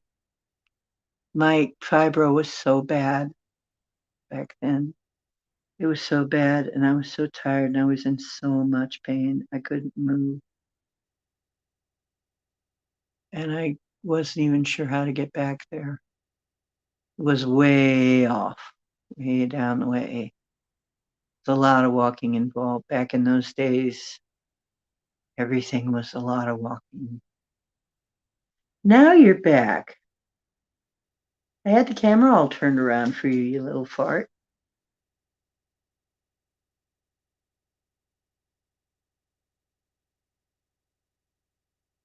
Wow, that's pretty cool.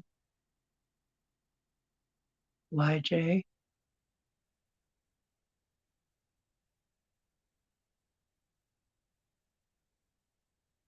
I know it really robbed me of a lot of great things in my life. It's one of the reasons I did not, I couldn't, I couldn't commit to anything. I didn't know if my body was going to let me do it. Yeah, Acoustic Kitty. Yeah, there's a band name. The other one I'm going to use maybe one day. I keep thinking. Chakra Rockers.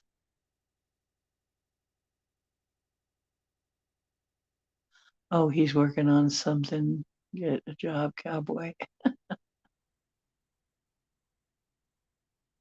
Uh-huh.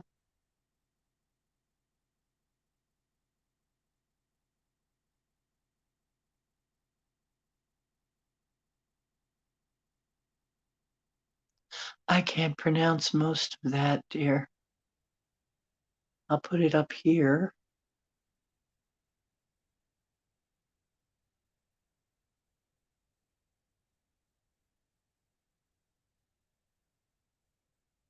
Yeah, spontaneous or nothing. Either I can be there now or I can't be there when I can do it, or I can't be there at all. Are you taking off, Linda? Yeah. Well, you have a wonderful night then. Nice to see you again in chat.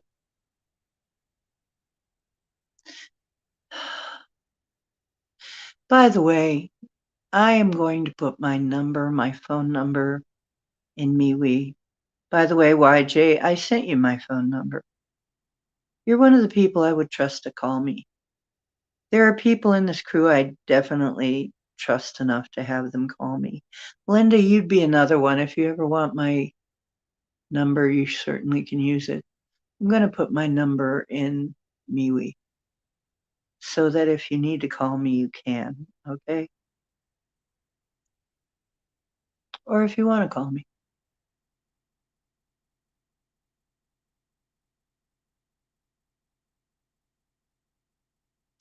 You know what? I just explained that to somebody, YJ. Sometimes I wonder if that's why it happens. Is because sometimes we will not cool our jets, especially us really busy people. One of those type A people that's always busy doing something. We will not cool our jets and listen to do and settle down and listen to spirit because we're just too busy all the time. But fibro, it'll it'll settle you down. When you have to sit because you can't stand to stand, when you have to sit down because you're just too tired to take a hardly to breathe, you start realizing there's some stuff you should probably be learning. Yes. Okay, Linda. Well, dream well when you do. Like I said, I'm going to put my number in MeWe if any of you want to call. Okay. Definitely. I'm going to put it in MeWe in our group chat. So, you've been rocking out to some bitchin' porn music lately. Yeah. Yes, I would like some of you to have my number. I would like, and some of you I would like to mod. And if you would like to be a mod, please let me know. I might mod you anyway. Marilena needs to get sleep. You know what? She's got the same thing I do. When she gets hit with the sleep, she's got to go. Okay, love you, dear. Hope to hear from you later. If you need to call me, call me. Dream well.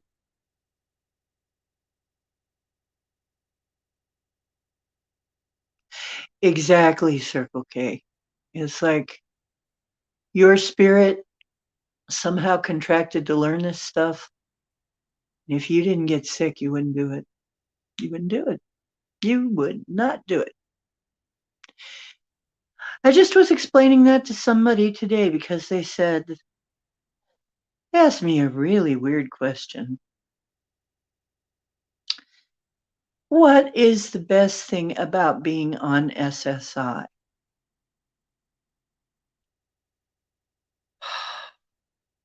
And I said,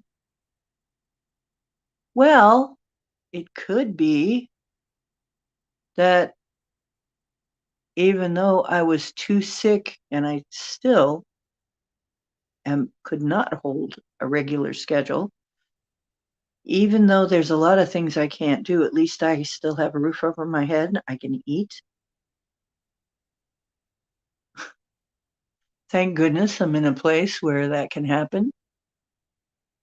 And I think maybe that's why I got disabled, is because I was just too busy to do what I came here to do. I was busy doing all kinds of other things instead of what I came here to do. And this forced me to do what and lucky thing is, I live in a country where I can at least have some food and a roof over my head.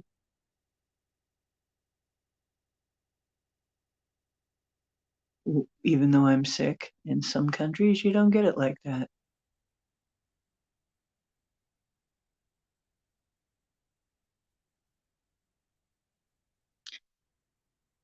So even now, I couldn't hold a normal schedule. There's no way anybody would be able to employ me full time because there's no way I could work full time. I could not guarantee when I'm going to be awake.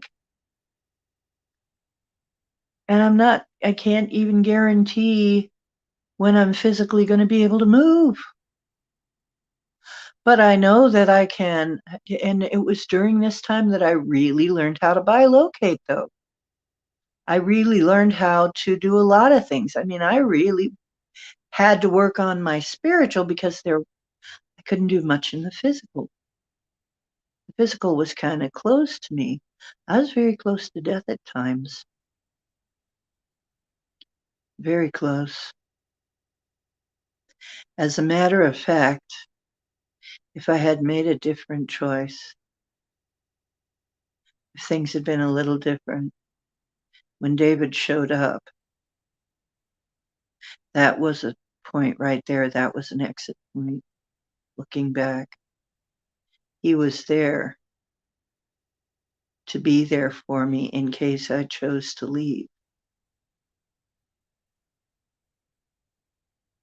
But I didn't. Sometimes I wonder why I didn't. But there was a part of me that felt like I had a whole lot more to do, and it turned out I did. I have a whole lot more to do yet.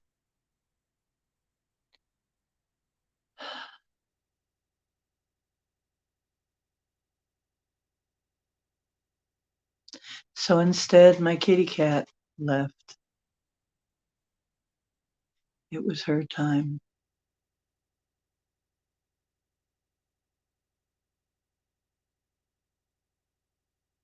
Maui.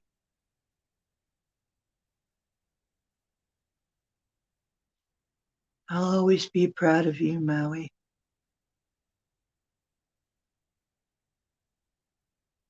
You were very brave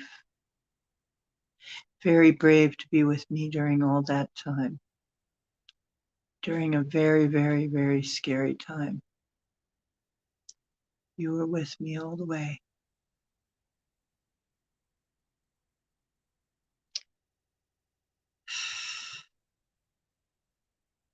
I miss her, but I still hear from her. Of course, she wasn't just a cat. It's funny because people could hear her talking to them. Sometimes even people who weren't that psychic would swear she was talking to them. It's funny.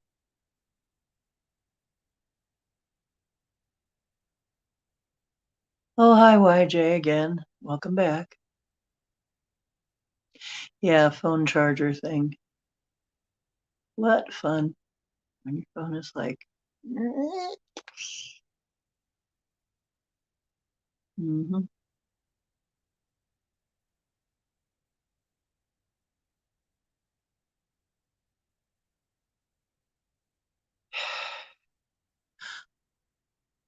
We're not that far away from them, although it feels that way. They're very close. You know what? You know how sometimes you have these great thoughts and then you kind of lose them? There's something that I was right on the edge of just before I woke up entirely that was running through my mind. Is it would be nice to get the communication back on where we can communicate with each other without internet or anything. And in some cases, we've done that.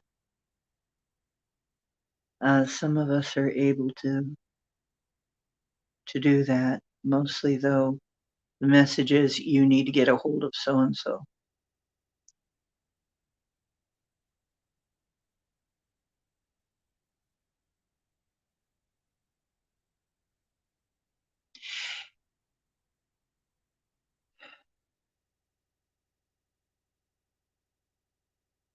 I think a lot of times that's true. And that's love. You know what? It's interesting. Teal Swan defines love is you are not in love unless you see that person as a part of yourself. You take that person as a part of yourself. And so now you cannot make any decisions that harm that person without harming yourself. We were talking about what's the definition of love. And one chat, wasn't it? Was it a chat? Somebody put in the Dr. Seuss quote that you're in something about you're in love because you don't want to go to sleep because your life awake is better than any dream.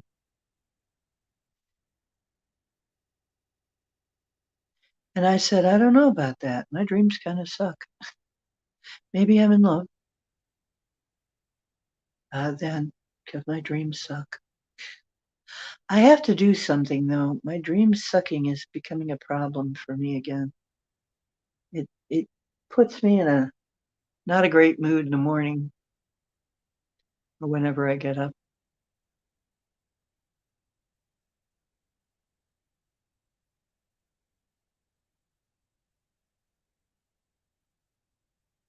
Yeah.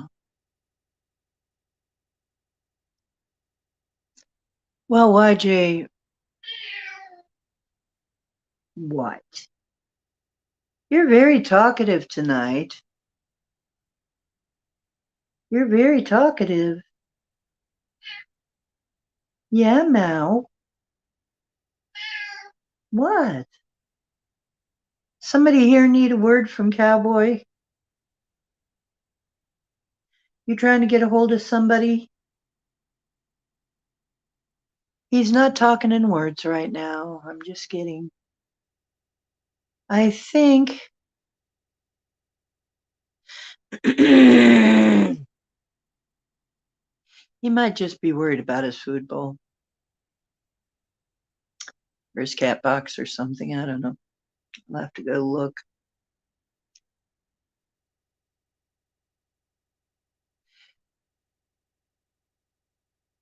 Yeah, you notice your dog or your cat frequently. They know when you're upset. They know when you feel like you're about to give up. They know when you're gonna cry, about to cry. They know that they understand all that. It's one of the reasons we get such a close bond with them.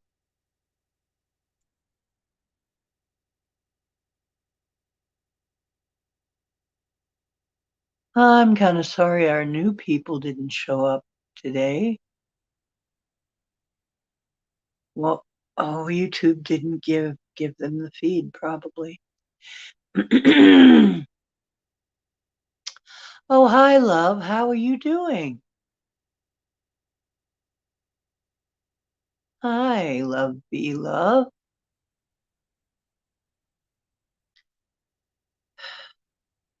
Yeah, that's another thing. But I know that animals have spirits because they come back to see me.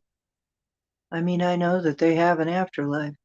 But you're right, they don't see themselves as being quite. My cat literally said, and I wonder, was it that my cat died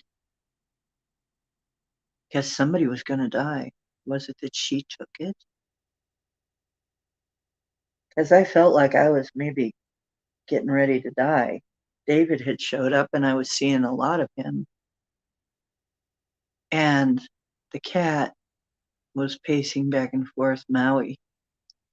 And I said, what's on your mind, girl? And I have a photo of the conversation. I have a photo from that conversation where she asked me, she said, it's been 15 years now. Can I die? I want to die now. I'm tired. I want to move on. And I said, sure, darling. How can I deny you that? You've been such a wonderful companion. It's gonna hurt me bad, but if you need to go, how can I how can I say no?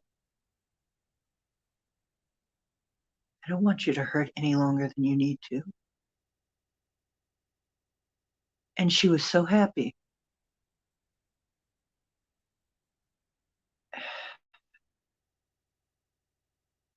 She knew where she was going.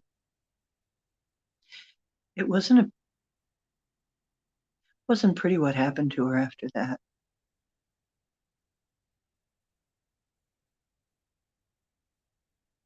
I can't say it was a fast or easy death. However, when the time did come for her to die, I did see her cross through a beautiful rainbow portal, lift up out of her body and cross through a rainbow portal into a beautiful land. So she knew, though, that that's where she was going.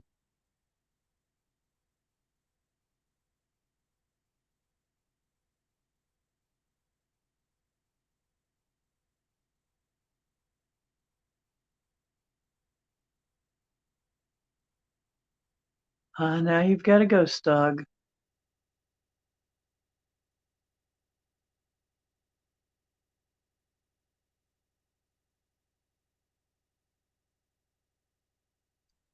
Wow.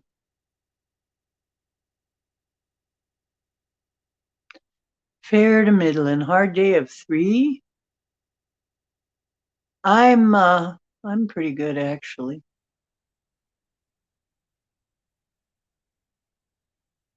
Yeah, that's just it, YJ. I've seen it go both ways.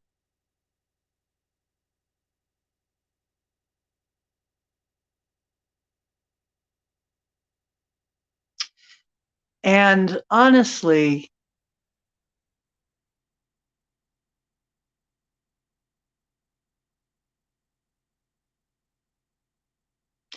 you'd like to get ushered out by your dog. You probably will then, when it's time. Interesting. A lot of people name their dog Luna or their cat.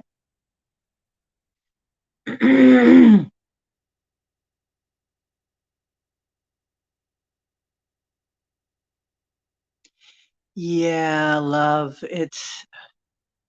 It was hard.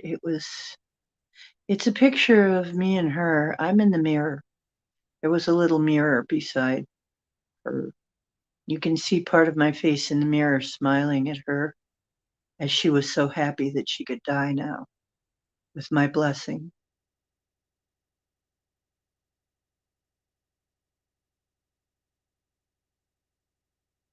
I'll post that picture. She knew exactly what was going on.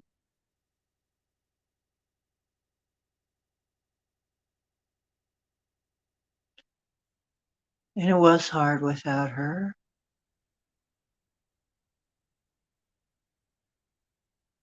It was hard without Kangi, too. Kangi was a great cat.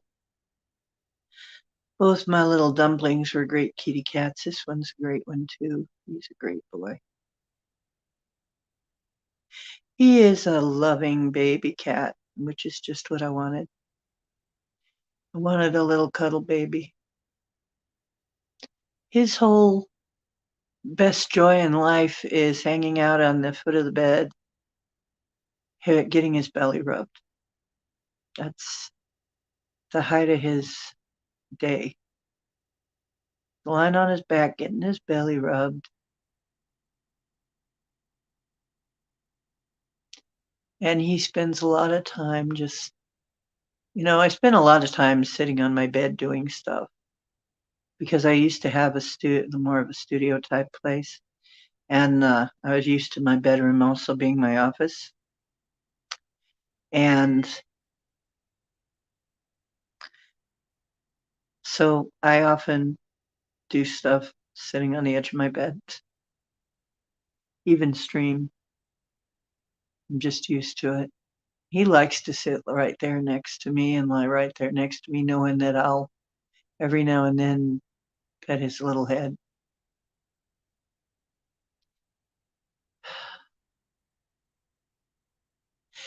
Well, yeah. Yeah, that's true. Our familiars are hesitant to leave us. It's true.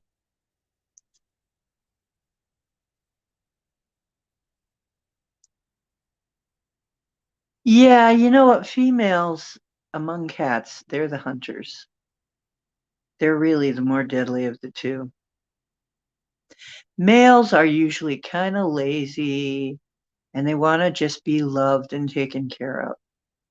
It's pretty typical. It's funny because that's the way the Lyrans are, Lyran males and females.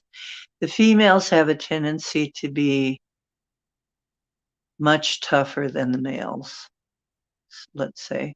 Males have a tendency to be more babies, more, not exactly babies, but they're lovers, you know.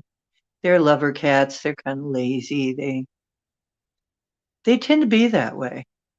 I guess even there in the cat afterlife.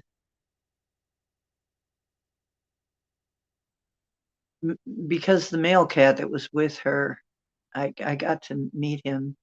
He was more that way. Kangaroo was definitely more that way too. They're lovers. They're just little lovers, you know. They're just happy for affection.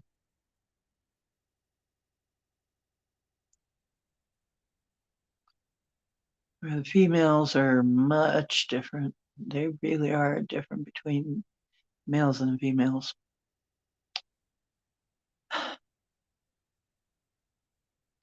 You know what? That's another thing that I did mention.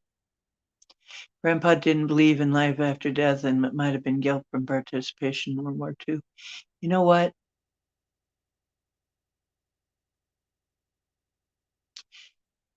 My dad was that way. He was in World War II as well. He knew there was an afterlife. He was also terrified, and he was hoping and praying that he wasn't going to get punished. Well, he was a sharpshooter, which meant he was a sniper, which meant he killed people. He wouldn't talk about that part.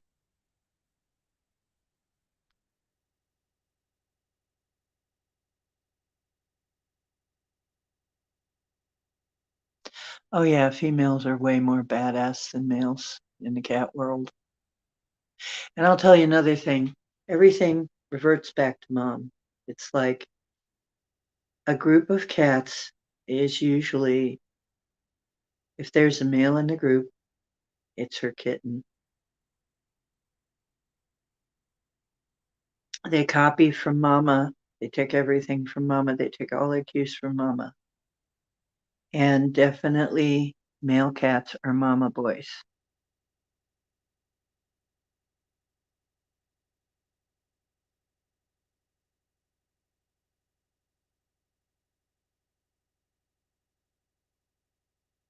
She'd leave gophers in the bowl.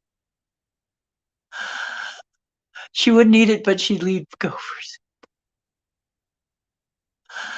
This is the good stuff, Mom.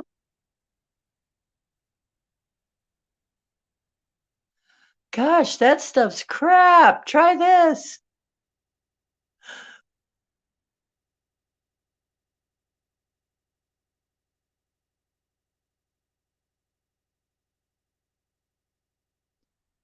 Oh, he wasn't Catholic, but I mean, there, a lot of religions have that. And it's very hard for them. And then wars force people to make that choice. Yes, I agree, Circle K. Wars injure people's spirit.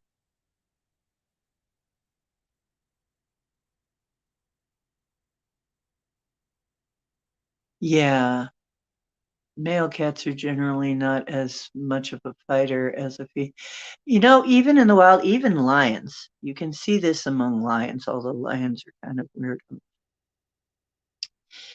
It isn't that the male lion is the king over his three women, females. It is that The three females have decided to band together and share that male because they are big, hungry, hard to keep fed, and they need someone to house sit the babies while they're gone hunting. That's really what it's more like. Male cats are house husbands. They watch the kids, make sure no other lions eat the kids while you're gone in the wild. That's what they're for. Okay, they're defenders. That's the male energy. I mean, that's really part of the divine male is defender energy.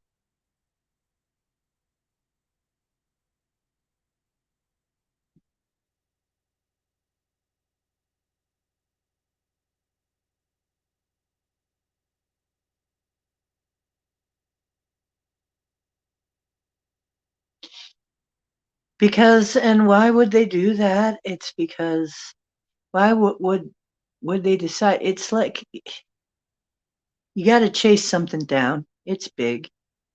You got to you got to defend it, right? Something big, they need a male to bring it down with his great big jaws and muscular body. That's his usually job is the coup de grace, right?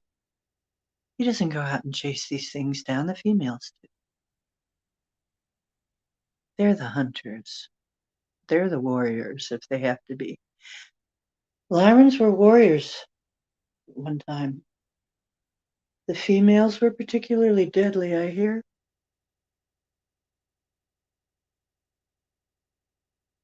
Yes, and they still are.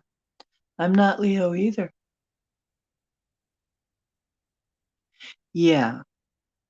Only thing is if he suspects the children are not his, a lion, male lion, he'll eat him. He'll kill him. Weird. He wants to make sure all of the kittens are his. That's the bad part. Fortunately, a lot of humans have gotten over that part.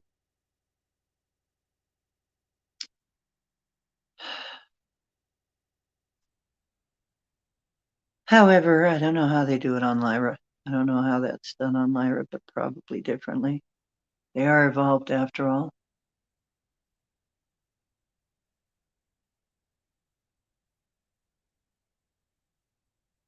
Yeah, it gives the whole world PTSD war. Yeah. You guys are always all over the place. I choose a topic. I try to stick to it, but it doesn't matter. It really doesn't matter. We always wander into some other territory. It's okay. I don't care. I don't mind it. We're always all over the place. Yeah, I think that's what sports were probably originally for.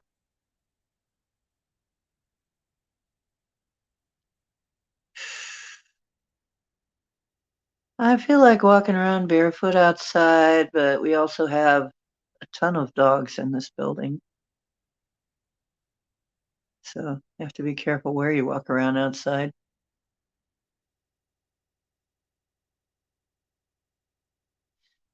Oh, that's okay. I have a good friend that's ADHD, love, that I hang out with a lot, and I'm quite used to it.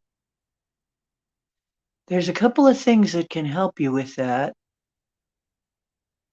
Um, Ormus, he found Ormus could help him with his ADHD. Oh, here comes a food chat. Here comes a food chat. YJ overlay. It's all a YJ. Everything goes back to YJ on this one. Oh, yeah. Lasagna for breakfast, lunch, and dinner. I would love to be able to have lasagna. I cannot even think about lasagna, but I love it. Yeah, I think it carries over to other lives. I do.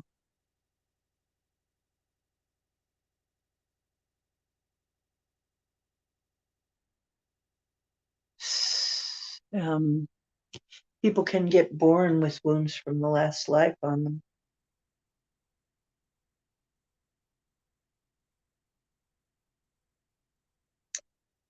I had a personal Mandela effect. I told you I have had many Mandela effects. Many personal Mandela effects. Somebody tries to tell me things don't really change. It's like, well, you can believe that if you wish, but I hate to disagree.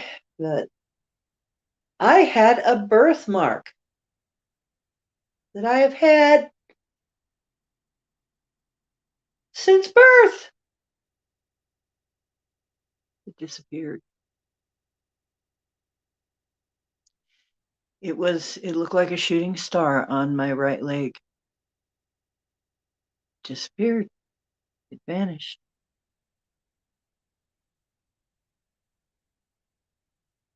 I don't even know why. I wasn't trying.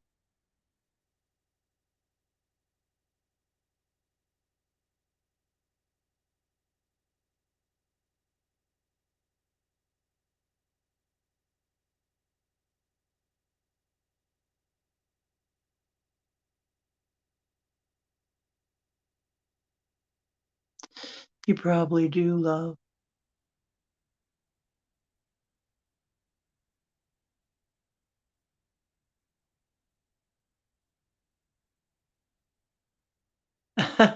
You checking your birthmark? Yeah, it's weird. I had a shooting star on my right leg. It's gone. On the calf of my right leg. It's gone.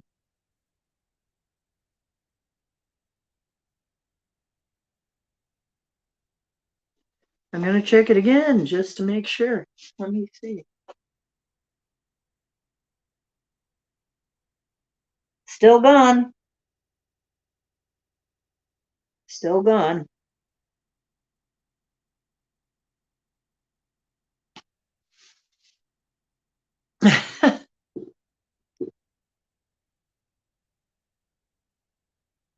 Had a lot of them.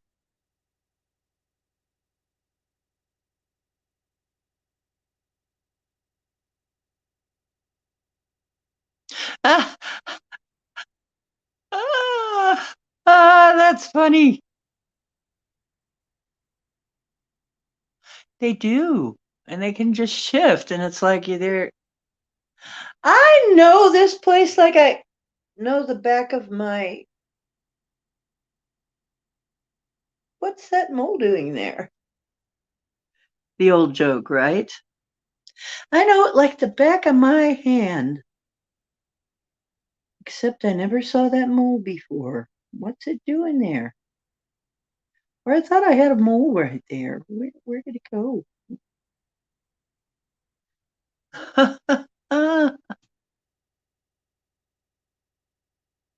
Oh, I've had whole buildings show up and leave. People, people vanish. Really weird. They just vanish. I don't mean the missing 411 kind. Nobody remembers them. And they're not in any phone book or anything. Nobody remembers who they were. Nobody remembers. Weird.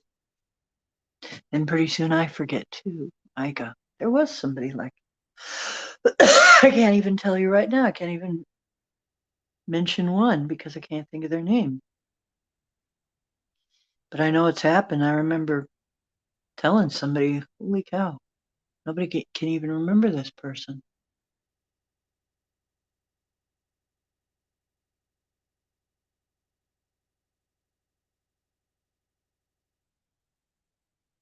Ah, the pain. Yeah.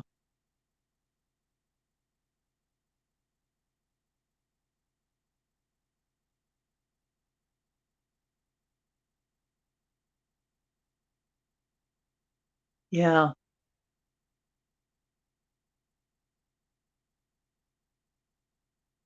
Um, well, I've run into people who have had a lot of post-traumatic experiences from another life. I had one friend that she was living through some stuff. She had in a life, her husband had accidentally, she was a very beautiful woman, considered a very beautiful woman, and her husband accidentally shot her in the face. And she didn't die, but she did get brain damage. And that carried through. So that brain damage thing would kind of come in and out.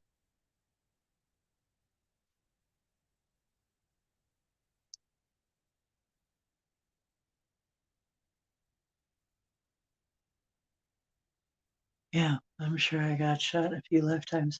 I wonder if sometimes these wounds that come up because of another lifetime, maybe that disappeared because I cleared something. Because I've been doing my best to clear every doggone thing that I come across. Maybe it was actually a wound from another life, and once I cleared the energy of it, the wound just, the mark just disappeared.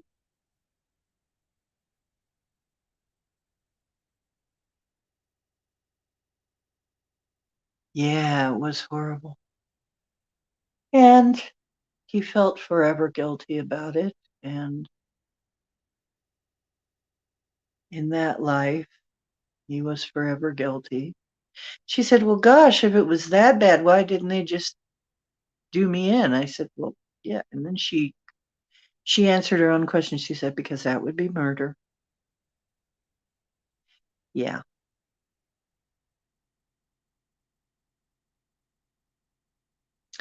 Yeah. Pretty horrible.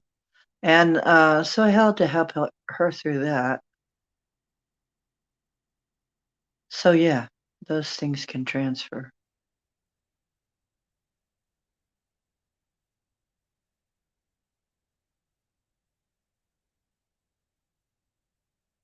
Wow, YJ. A massive black bear at your window. Holy crap.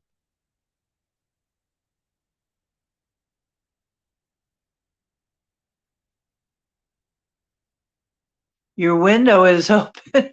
Oh my God. Ah, yeah, it would, wouldn't it?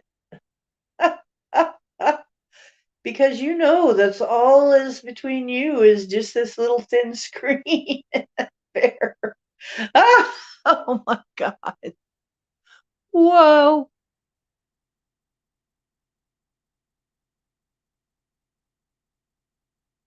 Okay, once again, I'm in Ohio. Where are you guys? Because everybody's going to want to know where everybody's from now. Yeah, if bears ever figure out door locks, we're in trouble, right?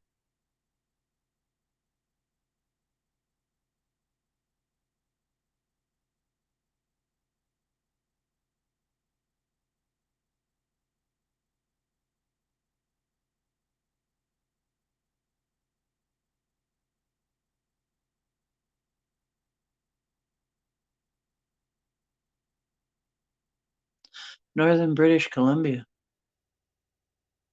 You guys have the good weed, the British Columbia weed.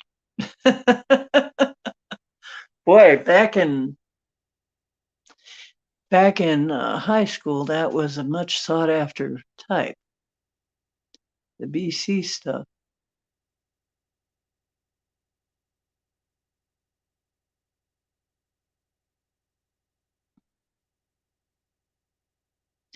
Half chocolate lab and half Australian shepherd. Well, at least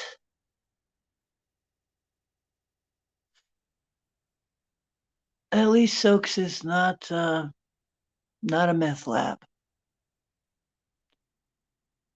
That was a funny meme. Did anybody see that meme? They show chocolate lab, red lab, golden lab, meth lab, and the meth lab is all jiggly looking.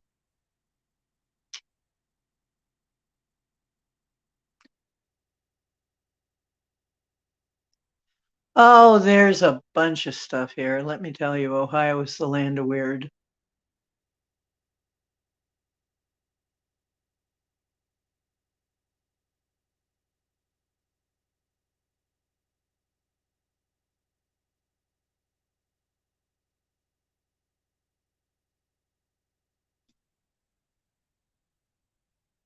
Yeah, in Michigan, they're allowed to have 4 plants too.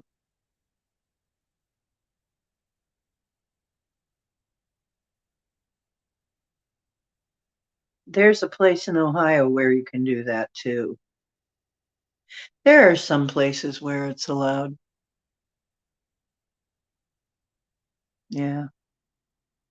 I think really we could have headed off the opioid crisis if they just would have allowed weed for pain. We could have headed off a lot of the opioid stuff. But no. And if it wasn't for people wanting that to be a thing, wanting people addicted to stuff,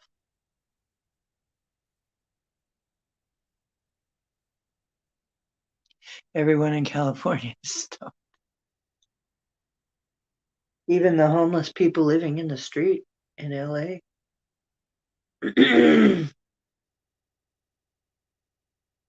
Boy, they were showing pictures of LA. It's like, oh God, you couldn't pay me to live there. Unless you paid me enough that I could get a place somewhere else and just, you know, it would pay for a place elsewhere and I wouldn't have to actually live there.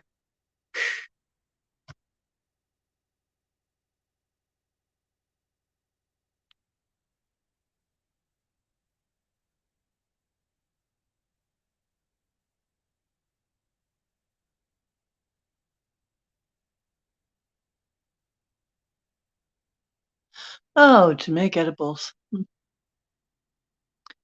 Yeah, I like edibles.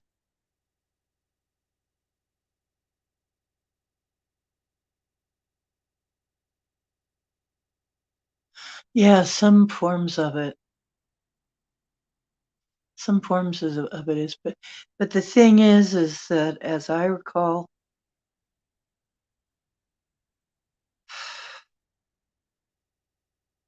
the indica stuff glues your butt too. As far as I can tell, the indica glues most people's butt to the couch. You can become it helps with pain, but it can make you a couch potato. And certainly that was my experience.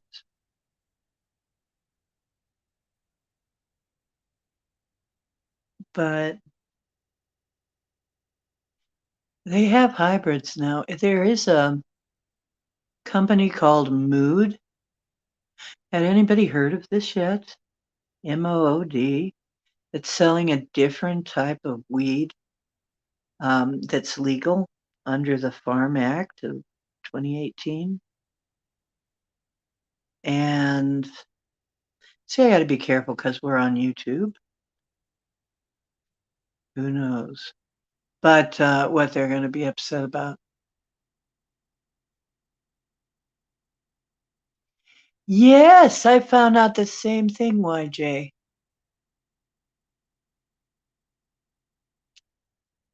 Oh boy, I wish I could have some of that. That would probably help a lot.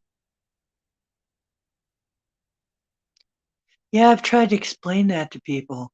Here in Kent, they act like I have 3 heads. Yeah, you can bake. You've never heard of the brownies, dude?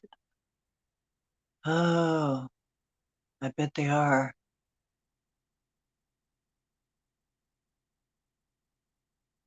Right. Yeah, sativa. There was some stuff that would keep you wide awake You wouldn't want to go to sleep on it because sativa is usually buzzy and light, and the indica is heavy and makes you want to go to sleep, but it's good for pain.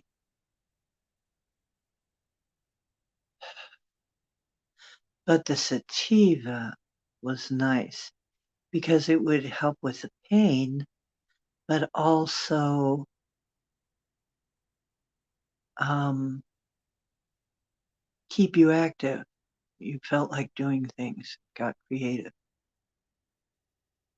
That was good. But yeah.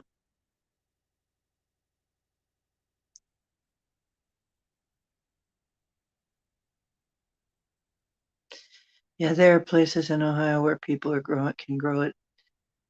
Not where I am right now, though, oddly enough. Kent is hippie town, and it's not allowed here. You'd think it would be. You're not allowed to be growing it here.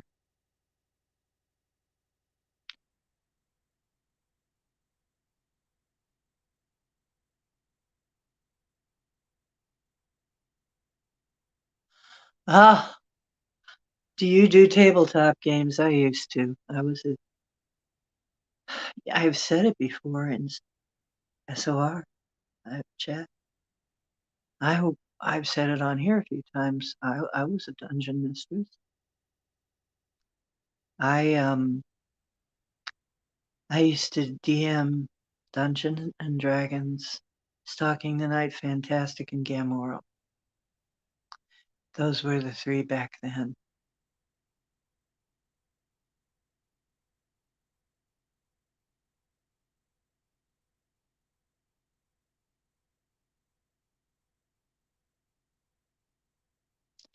Yeah,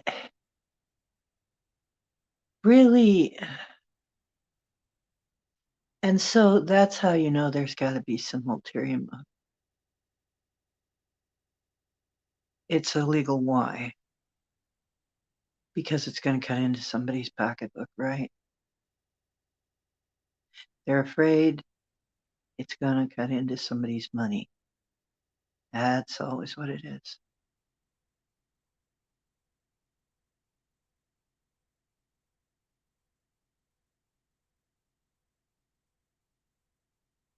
I do not understand how it could possibly be illegal in Kent. Why it would be illegal in Kent. There's so many hippies here. Somebody must be making a lot of money on the fact that it isn't.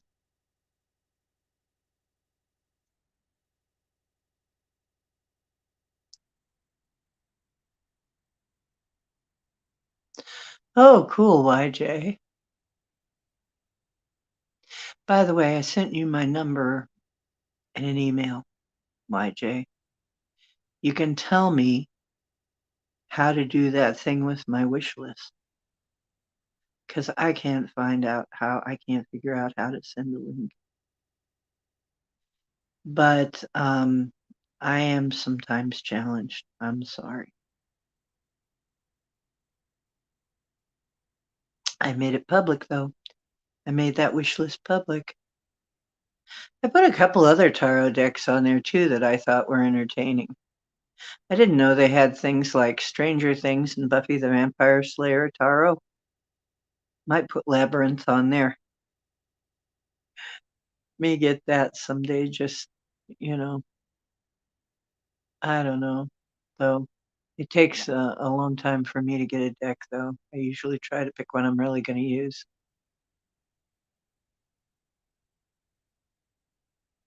Yeah, non-communicative. Yeah. I don't want to talk to anybody. Don't ask me any questions. Don't ask me to play any music. That people, couldn't understand that. Don't ask me to play music. I won't be able to. I'm too inside right now.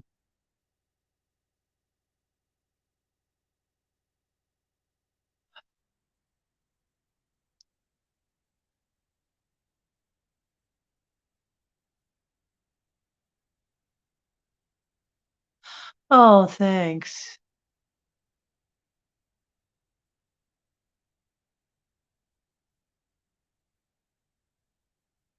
You know, that's the thing.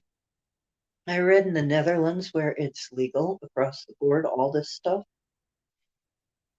that really the natives don't use it as much. It's people who come over to visit. The natives are not impressed, they just use it when they need it, when they feel like they need it, when they're not feeling too good or whatever, but they don't use it all the time. Um, because to them, it's no big deal. It's just a thing you do once in a while, either to feel better or whatever. You got a headache or something, you know, and it's not a big deal. I think a lot of it over here is it's a big deal. You're being so rebellious. You're being, rebel, rebel. But there are a lot of people that would benefit from the therapy, no doubt about it, that aren't getting it because it's not just cancer. You almost got to be a cancer patient to get it around here.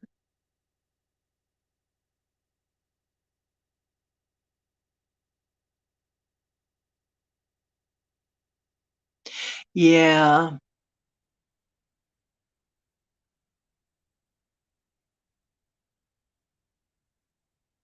yeah, that's usually not what happens.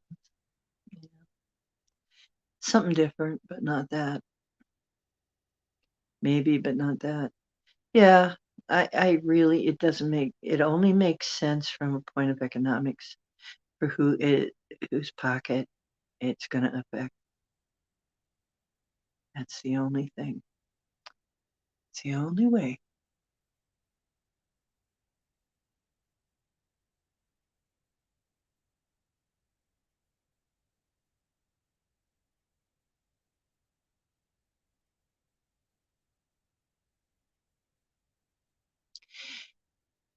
Yes, I'm kind of half thinking of, but I would need help with this.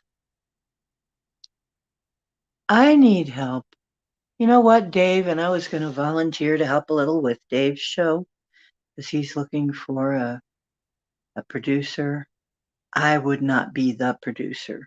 I might be able to help, but I was thinking, no, I barely have time to produce my own show. I hope I should never have even said that because producing my own show is a handful. But I thought to myself, you know what? I need to ask for help producing this show. I could use help if anybody's got the time to help me with that.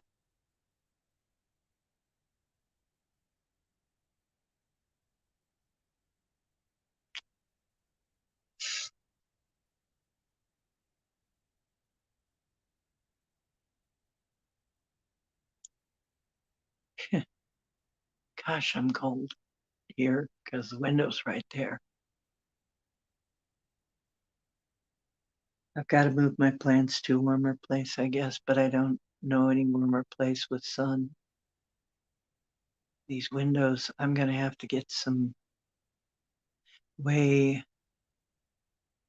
it's going to have to get warmer and where I'm going to have to.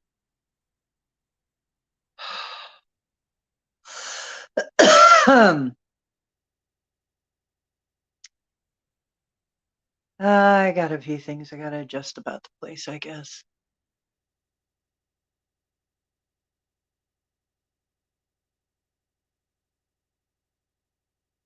Or if somebody can help me with pieces of the show, that would be great. Like if you could do one thing, you know, like announce to people that we're going to have a show, or help me find guests for the show, be a booking person, or anything like that. I mean, some of the things like, or have links ready. Help me get the links together to put in every show, or um, anything like that. because I'm really not that good at that. I know what needs to be done, but I don't know how necessarily to do all of it. There's some things I'm really good at, and I'm also good at editing when I get the time to actually edit something. I have some things that I've edited very beautifully. In fact, I should play that sometime. Oh, maybe I could upload it. There's a chance I could maybe upload it.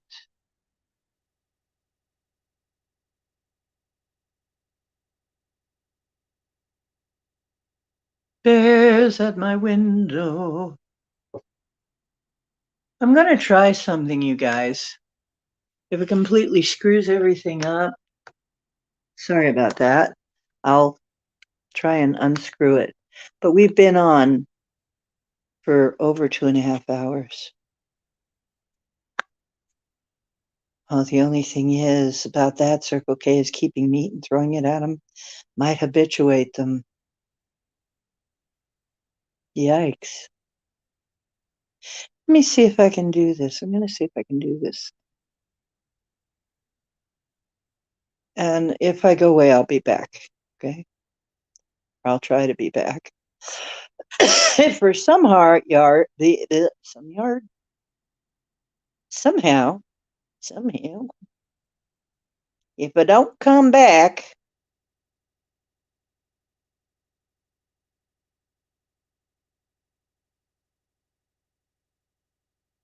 you'll know what happened. Oh,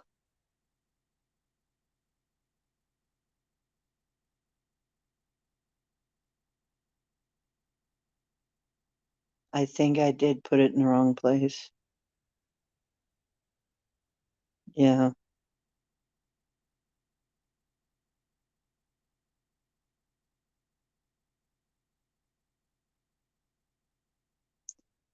Oh, I don't think I can do it. Maybe I can, though. Can I do it on the fly? Let's see. I'm going to try. If so, I might be able to get some stuff in here. Let's see.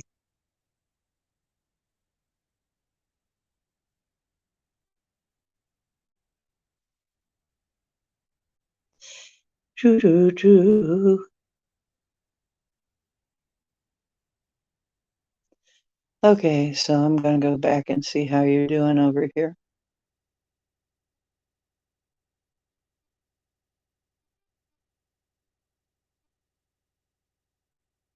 Right, me too. I can't, I thought of it myself. I have no business making a commitment.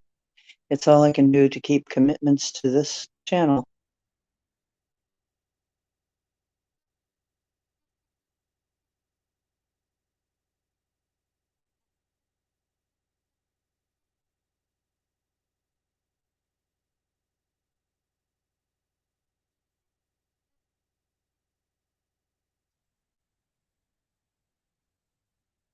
I mean, it would even help to have mods with links. They could drop links. That would be enough for most shows. I am so. You definitely stood up and didn't stay beside the. I wouldn't either. I wouldn't want to give him any ideas. And I definitely would shut the window.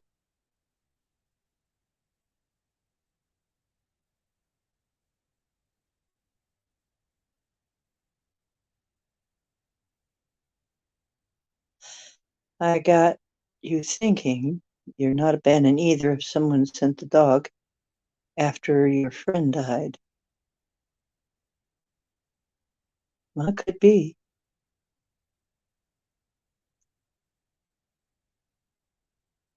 Yeah, because it was a while. I didn't get another cat after Maui died because I knew it was time to move. I knew that that was going to make it harder to move. So I waited until I got here. Yes, someone is watching over you, I'm sure of it. Somebody's watching over all of us. There, that might look a little better. Get the camera a little straighter. Someone's watching over all of us, son. We're all, I got that message over and over from David. He says you're going to be watched over every step of the way.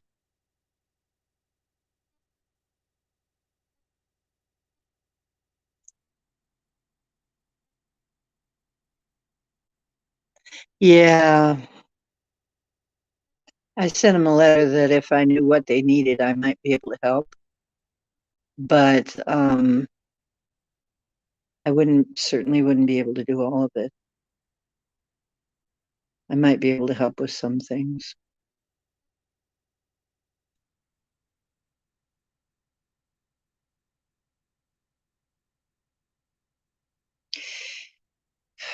How about breakfast for dinner, though?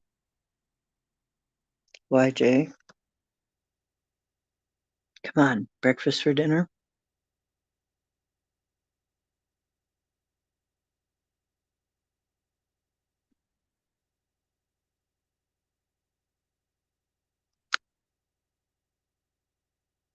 Oh hell, I'm more about dinner for breakfast. I'll take a steak anytime.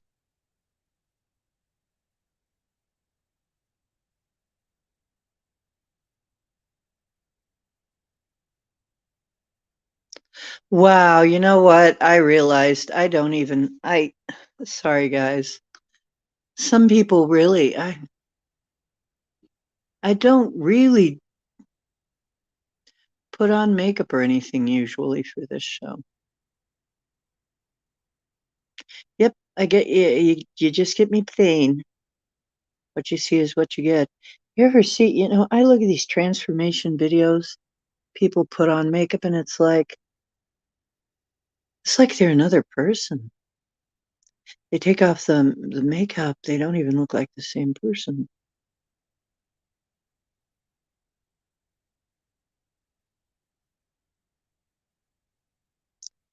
Oh yeah. Yeah, why Jamie too bothers me.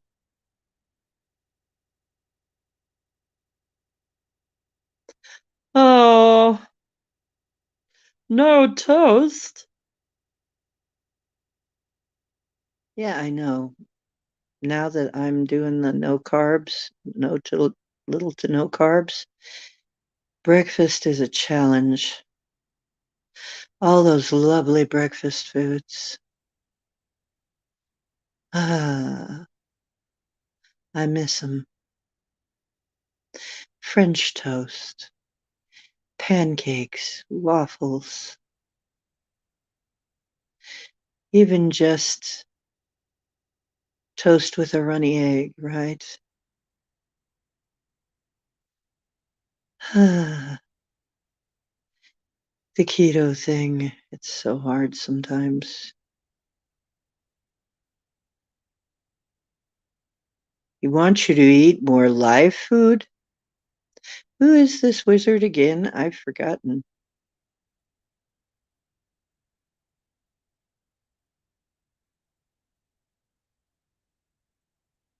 More live foods.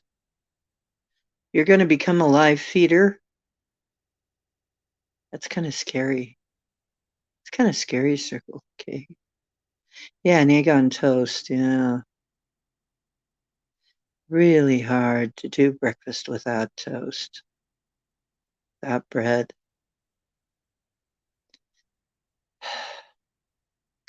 Yeah.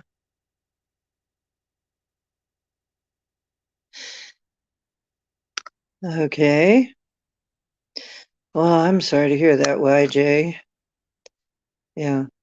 Occasionally, I have to just put it down and walk away, or just listen to the show and quit chatting. But a lot of times I just fall asleep. I gotta quit trying to stay up all through because some of these things, because honestly, I don't get up early enough the next day then and miss things that I could be doing instead. So I really can't be in as late as I am with some of these shows.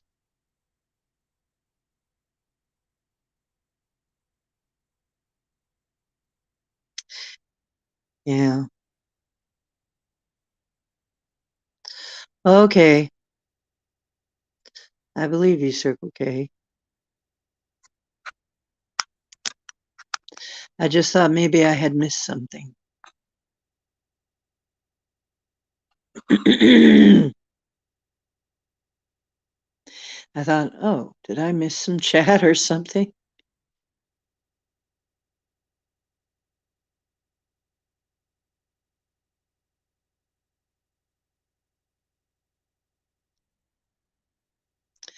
Oh dear. Yep, my phone is getting ready to go. I'm gonna have to wind it down, folks. It's almost 12 anyway. Well, love you. I think 9 may be my new time. Come on. I may have to make it 9 just to make it a little easier to get everything done before I come on. So expect me 8:30 or 9. I'm thinking maybe more like 9. And from here on out, probably 9 o'clock.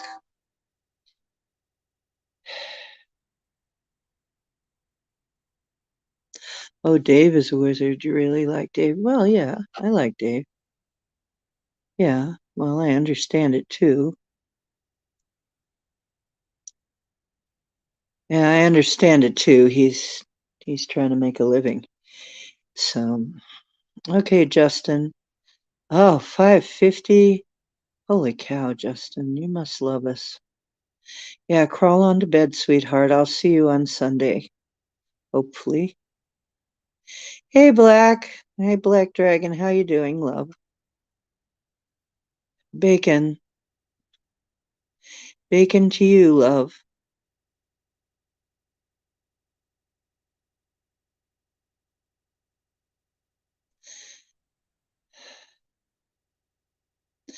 Yeah. Um, so I'm going to be calling it quits here in about a minute or two. So thanks for coming. Um, it's always so good to see you. Invite people. Remember, do the share, invite, comment, come in and comment after the show is back up. Um, help me get known to the right people we so that our family can grow. I don't really care to have everybody, just some cool people. I don't care if it's just a few cool people, but it'd be nice to have. I'm trying to get to 500 because Rumble, in order to do some things, I cannot put this show on Rumble. A live stream, they will not let me stream that long on Rumble with as few viewers as I have. So I need to get some more subs. So if you guys can help with that, please help. I need to get a lot more subs before I can actually do this long of a show on Rumble. As a matter of fact, a lot more. So right now, I'd be limited to like about 15 minutes. So that's what I found out about Rumble. Okay. And dream well when you get there. See you over in another chat, probably for a little while anyway. And the truth is where you find it. Hope you're finding some on my show. And don't forget to let people know you love them. A lot of people are going to be leaving.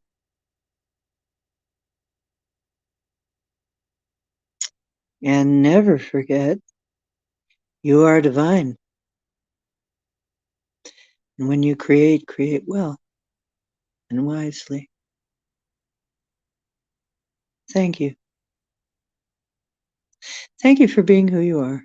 You're great people. I love you. See ya.